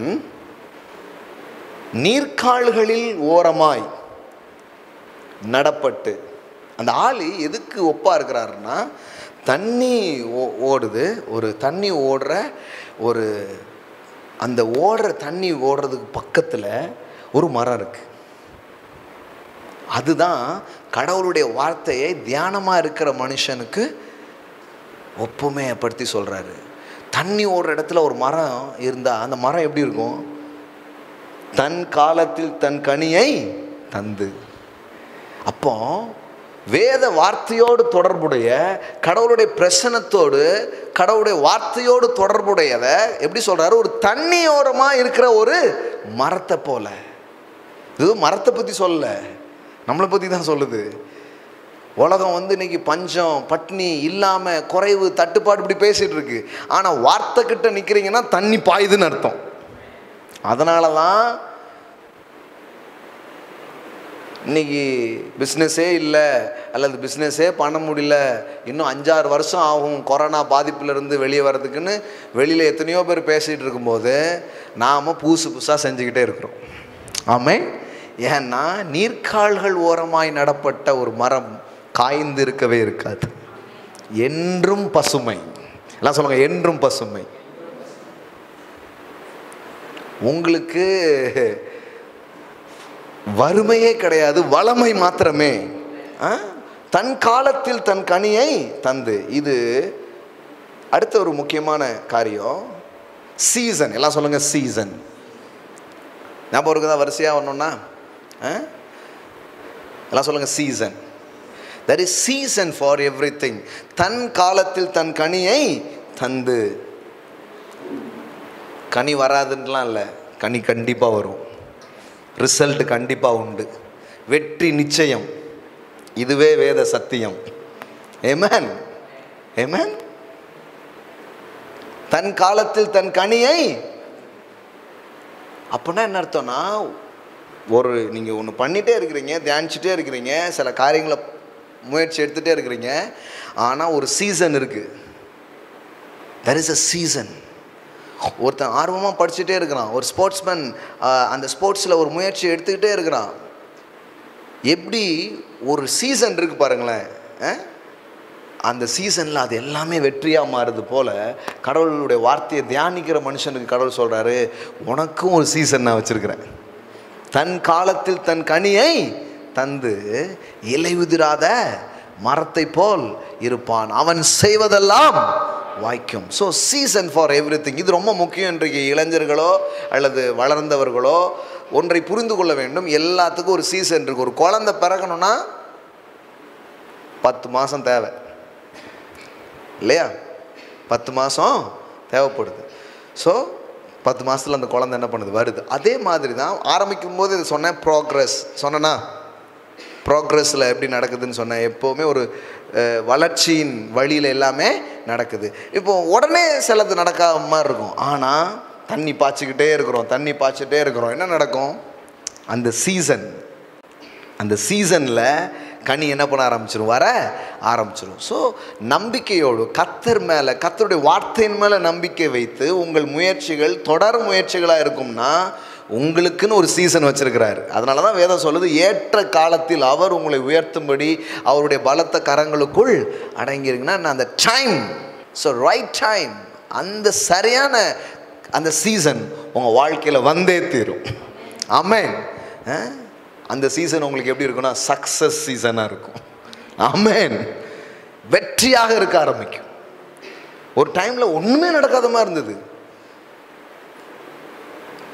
ஒரு டைம் வருது எல்லாமே நடக்குது, சீசன் மாறிடுச்சு. அப்படி ஒரு வெயில், டக்குன்னு சீசன் மாறுது, அப்படி ஒரு குளிர். அது மாதிரி தான் தோல்வின்னு போயிட்டு இருக்கிறவங்க வாழ்க்கையில் வெற்றிங்கிற ஒரு சீசனை தேவன் உங்களுக்காக வச்சிருக்கிறாரு. அதை நீங்கள் உங்கள் வாழ்க்கையில் பார்க்க ஆரம்பிப்பீங்க. ஆமென். துன்பமாக இருக்குது, உங்களுக்கு ஒரு சீசன் இருக்குது. சந்தோஷங்கிற ஒரு சீசன். பலகீனமாக இருக்குது, நான் சொல்கிறேன் பலத்தின் சீசனை உங்களுக்காக அவர் வச்சிருக்கிறார். ஒன்றுமே நடக்க மாட்டேங்குது பிரதர், இந்த சீசன்ல இருந்து என்னன்னு தெரியல பிரதர், எல்லாமே நடக்குது பிரதர். அந்த சீசனுக்கு உங்க வாழ்க்கையை தேவன் செட் பண்றார். ஆமென். சீசன். தன் காலத்தில் தன் கனியை தந்து இலையுதிராதிருக்கிற மரத்தை போல் இருப்பான். இது அடுத்த விஷயம் பாருங்களேன். இலை உதிராத மரம். எல்லாம் சொல்லுங்க, இலை உதிராத மரம். அதாவது அப்படி ஒரு மரம் இருக்குதான்னு தெரில, கூகுள் பண்ணி பார்த்துட வேண்டியதான். அப்படி ஒரு மரம் இருக்குதான்னு தெரில. ஆனால் கடவுள் ஏதோ ஒன்று பேசுகிறாருன்னு நான் நம்புகிறேன். என்ன நம்புகிறேன்னா, அப்படி ஒன்று இந்த உலகத்தில் இல்லை, ஆனால் என் வார்த்தையை நம்புகிற நீ அப்படி தான் இருப்ப. இந்த உலகத்தில் என்ன இருக்குது? ஒரு அப் அண்ட் டவுன், வெற்றி தோல்வி, துன்பம் இன்பம், இரவு பகல் பகல், இப்படி ஒரு மாதிரி ஒரு இதிலே போயிட்டுருக்கு. கடவுள் சொல்கிறாரு, என் வார்த்தையை நம்புகிற நீ இலையுதிராத மரத்தை போல் இருப்பாய். அதாவது உன் லைஃப் எப்படி இருக்குன்னா, glory to glory, grace upon grace, the favor upon favor, the gifts upon gifts. இப்படி தான் போயிட்டே இருக்குமே தவிர வெற்றி மீது வெற்றி வந்து அந்த மாதிரி போயிட்டே இருக்குமே தவிர இது இப்படிலாம் கிடையாது. அதான் சொல்கிறாரு, இலை உதிராத மரம். இன்னும் சொல்ல போனால் the new kind of life style. அப்படி ஒன்று இந்த உலகம் பார்த்ததே இல்லைப்பா, ஆனால் ஒன்றை பார்க்கும்போது தெரியும் இது வேற மாதிரி இருக்குது. இப்படி ஒரு மரத்தை கேள்விப்பட்டதே இல்லையே, இப்படி ஒரு வாழ்க்கையை கேள்விப்பட்டதே இல்லையே, இந்த உபதேசம் புதிதாக இருக்கிறது, இந்த மாதிரி இது படிச்சதே இல்லைங்க, என்னங்க சொல்கிறீங்க? பஞ்ச காலத்தில் செழிப்பா?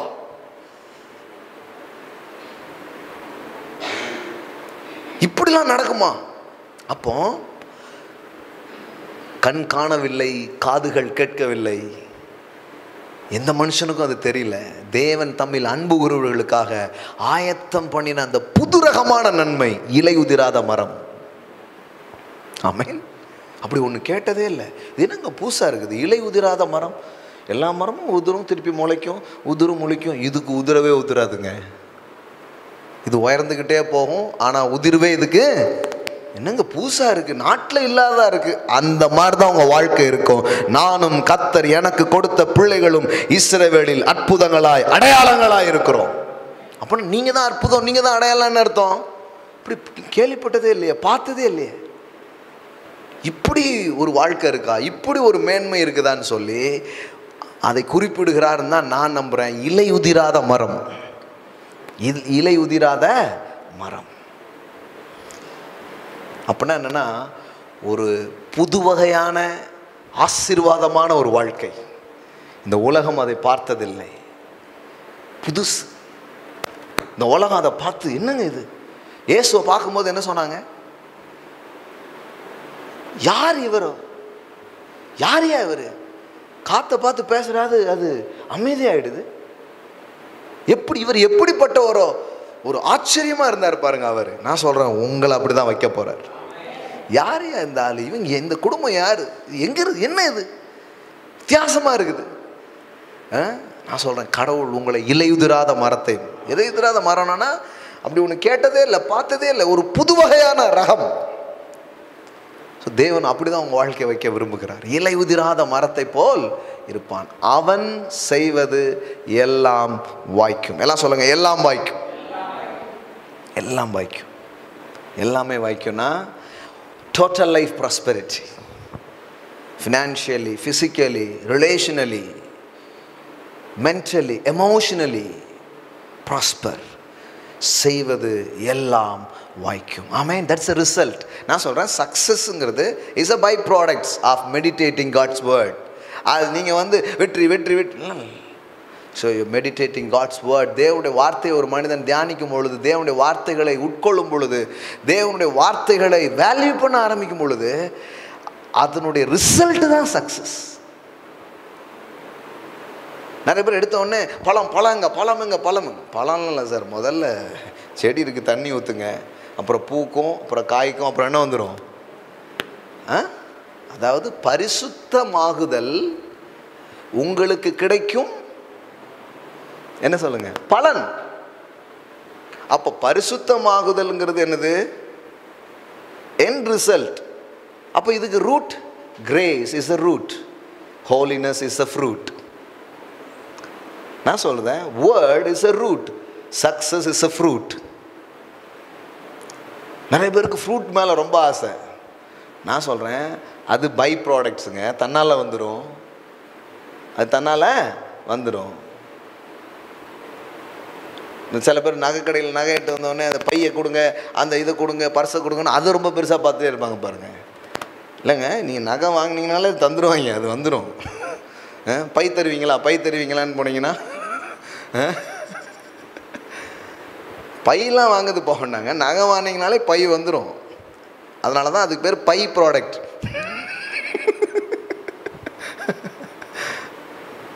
கூடவே வந்துடும்.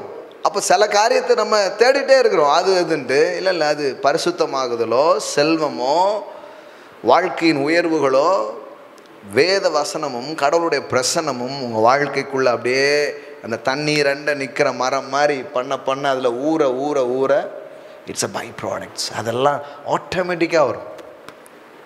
Healing is a by product.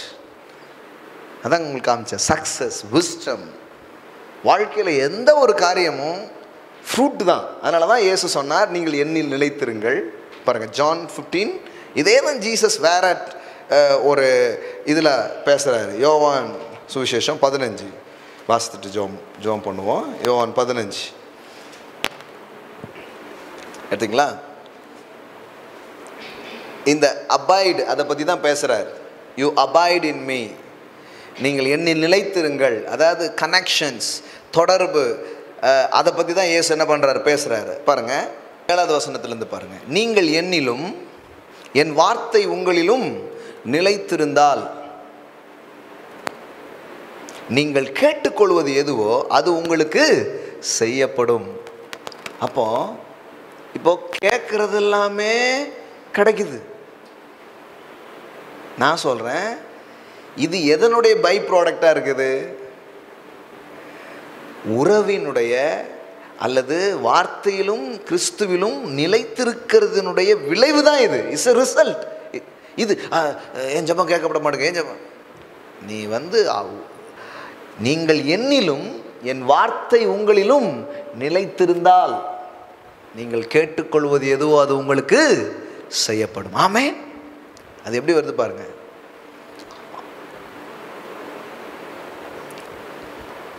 If you remain in me and my words remain in you.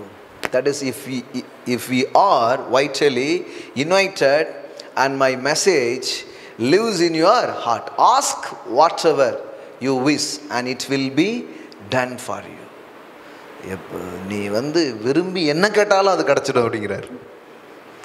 எப்போனா அந்த உறவு வார்த்தை. அப்போது ஒன்றினுடைய ரிசல்ட்டாக தான் சக்ஸஸ் என்ன பண்ணுறாரு, வைக்கிறாரு. இப்போ கவனிங்க, நீங்கள் மிகுந்த கனிகளை கொடுப்பதினால் என் பிதா மகிமைப்படுவார், எனக்கு சீஷர்களாக இருப்பீர்கள். So much fruits. மிகுந்த கனிங்கிறது என்னென்னா ரிசல்ட். கனிகள்னு நம்ம படிக்கிறோமே, கனிகள்னா என்ன அர்த்தம்? Fruit. That means result. Much fruits, நிறைய ரிசல்ட். இது எதனால் வருது? மரத்தோடு தொடர்பு, அதனால தான் வருது. அப்போ கடவுளுடைய வார்த்தையோடு ஒரு மனுஷன் தொடர்பில் இருக்கும் பொழுது, தேவனுடைய பிரசன்னத்தோடு அவன் கனெக்ட் பண்ணிட்டு இருக்கும்போது, நீர்க்கால்கள் ஓரமாய் நடப்பட்ட மரத்தை போல அவன் இருக்கிறான்.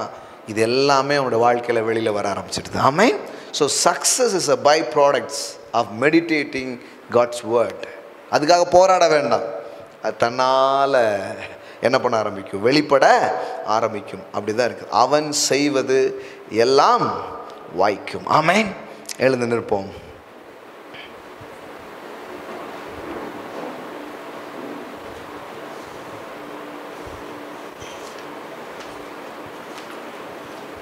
சொல்கிறாரு, துன்மார்க்கரோ அப்படி இராமல் காற்று பறக்கடிக்கும் பதரை போல் அவர்கள் இருக்கிறார்கள். ஸோ ஒன்றும் இல்லை, கடவுளுடைய வார்த்தையை நம்பி அவர் வழியில் போகிற பாக்கியம் நிறைஞ்ச ஒரு வழி இருக்குது. இன்னொரு வழி இருக்குது. கடவுளை நம்பாமல் சுய பலத்தை வேறு யாரோ சொன்னதெல்லாம் நம்பி எப்படியோ போகிற ஒரு வழி இருக்குது. அதில் ஒன்றும் பெருசாக இல்லை, பதர் மாதிரி தான் இருக்குது. ஒன்றும் இல்லை. ஒன்று எடுக்கப்பட்ட அதனுடைய அந்த மிச்சம்தான் பதர். ஸோ அந்த மாதிரி இருக்கு. ஆனால் இது அப்படி கிடையாது. விரும்பினதெல்லாம் நடக்குது, செய்கிறதெல்லாம் வாய்க்கிறது. அவன் செய்வது எல்லாம் வாய்க்கும். Thank you Lord Jesus. 100க்கு 100 வெற்றி. ஞாபகம் இருக்கா என்னெல்லாம் சொன்னான்ட்டு? Council, good councils, good connections. Okay, அடுத்தது என்ன சொன்னேன்? மெடிடேஷன்ஸ். அப்புறம் என்ன சொன்னேன்?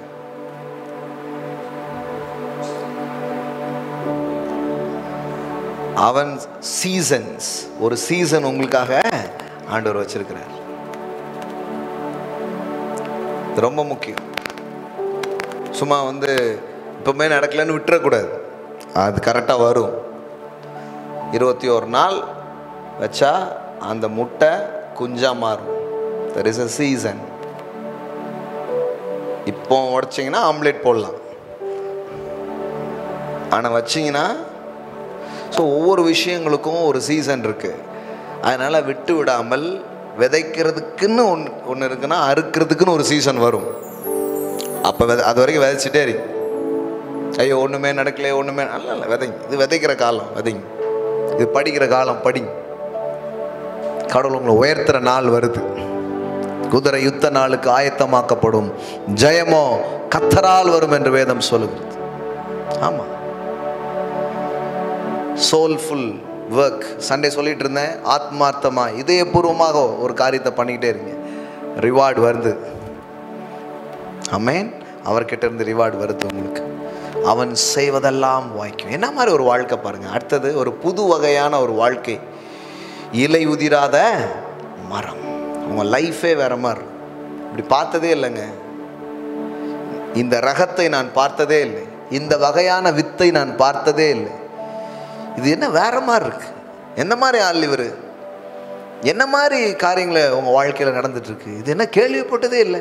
அதை தான் கடவுள் சொல்றார், எந்த ஜனத்திலும் செய்யப்படாத அதிசயங்களையும் அற்புதங்களையும் நான் உன் நடுவே செய்வேன். ஆமென். Thank you Lord Jesus. Thank you Lord Jesus. Ready. இந்த நேரத்திற்காக நன்றி. Success is a byproduct of meditating God's word.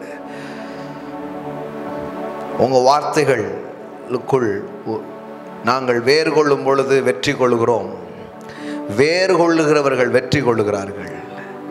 இந்த மாலை வேளையில் எல்லாத்தையும் எங்களுக்காக செஞ்சு முடித்து வச்சுருக்கிறீங்க. எங்களை எடுத்துக்கொள்ளும்படியாக எங்களுக்கு ஞாபகப்படுத்துகிறதுக்காக ஸ்தோத்திரம். அவன் செய்வதெல்லாம் வாய்க்கும். ஷேக்லா மோகோரா பாகாதாரா ரேபோ ஷேகே டாலா பிராகாதாரா பாலாரா. இங்கே இணைந்திருக்கிற எல்லா பிள்ளைகளுடைய வாழ்க்கையில் daddy, I speak life. I release your touch. I release your presence. I release wisdom. I release prosperity. I release favour. I release life. Oh Jesus ரேக்லே மாகாதாரா பாலாரா. எதுக்காகவும் நாங்கள் போராட வேண்டியதில்லை, கஷ்டப்பட வேண்டியதில்லை. எல்லாத்தையும் எங்கள் வாழ்க்கையில் ஒரு கனியை போல நீர் வைத்திருக்கிறீர். உம்மில் வேறு கொள்ளு, உம் வார்த்தையில் வேறு கொள்ளுகிற எங்களுக்கு நீங்கள் சொல்கிறது, நீங்கள் மிகுந்த கனிகளை கொடுப்பீர்கள். நீங்கள் மிகுந்த கனிகளை கொடுப்பீர்கள். உங்கள் வாழ்க்கை கனியற்று போகாது. உங்கள் வாழ்க்கை பலனற்று போகாது. சந்தோஷம் வரும், மகிழ்ச்சி உண்டாகும், வெற்றி உண்டாகும், செழிப்பு உண்டாகும், நன்மைகள் உண்டாகும். போராடிலாம் இல்லை, ரொம்ப எளிதாய் அதை சுதந்திரிப்பீர்கள். Oh thank you Lord Jesus. Thank you Lord Jesus. அப்பா பிதாவே, இப்படிப்பட்ட சங்கீதங்களை நாங்கள் தியானிப்பதன் மூலம் உங்கள் இருதயங்களை நாங்கள் தியானிக்கிறோம். எங்களுக்காக உங்கள் உள்ளம் எதை விரும்புகிறது என்பதை நாங்கள் தியானிக்கிறோம். எங்கள் தேவன் எங்களை செழிக்க வைக்கிற தேவனாக, எங்கள் தேவன் எங்களை ஜெயிக்க வைக்கிற தேவனாக, எங்கள் தேவன் எங்களுடைய முன்னேற்றங்களிலே அக்கறை உள்ள தேவனாக நீங்கள் இருக்கிறதற்காக ஸ்தோத்திரம் ராஜா. Thank you Lord Jesus. தேவனால் பிறப்பதெல்லாம் இந்த உலகத்தை ஜெயிக்கும் என்று எழுதியிருக்கிறது. ஒருவேளை வாழ்க்கையில் பலவிதமான தோல்விகளை பார்த்து வாழ்க்கையில் ஒரு வெற்றியை காணாத நிலையில் இருப்பாங்கன்னா, ஆண்டவரே இந்த நாளில் அந்த சாபக்கேடுகள் எல்லாம் நீங்கி போகட்டும். இந்த நாள் முதற்கொண்டு ஒரு வெற்றி அவங்க வாழ்க்கையில் துவங்கட்டும். அவன் செய்வது எல்லாம் வாய்க்கும். ஒருவேளை இந்த கரத்தில் எத்தனையோ காரியங்களை நான் பண்ணி தோத்து போயிருக்கேன்னு சொன்னாலும், இன்றைக்கு அந்த கரத்தின் மேலே ஒரு ஆசீர்வாதத்தை நான் பேசுகிறேன். கர்த்தர் கையிடும் வேளைகளில் எல்லாம் உனக்கு ஆசீர்வாதம் கட்டளையிடுவார் என்ற வார்த்தையின்படியே தகப்பனே, அவங்க தொழில் வாய்க்கட்டும், அவங்க பிரயாசங்கள் வாய்க்கட்டும், உங்கள் முயற்சிகள் வாய்க்கட்டும். தேவனுடைய தயவை நாங்கள் பேசுகிறோம் ராஜா. Thank you Lord Jesus. செய்வதெல்லாம் வாய்ப்பதாக, தொட்டதெல்லாம் பொன்னாவதாக.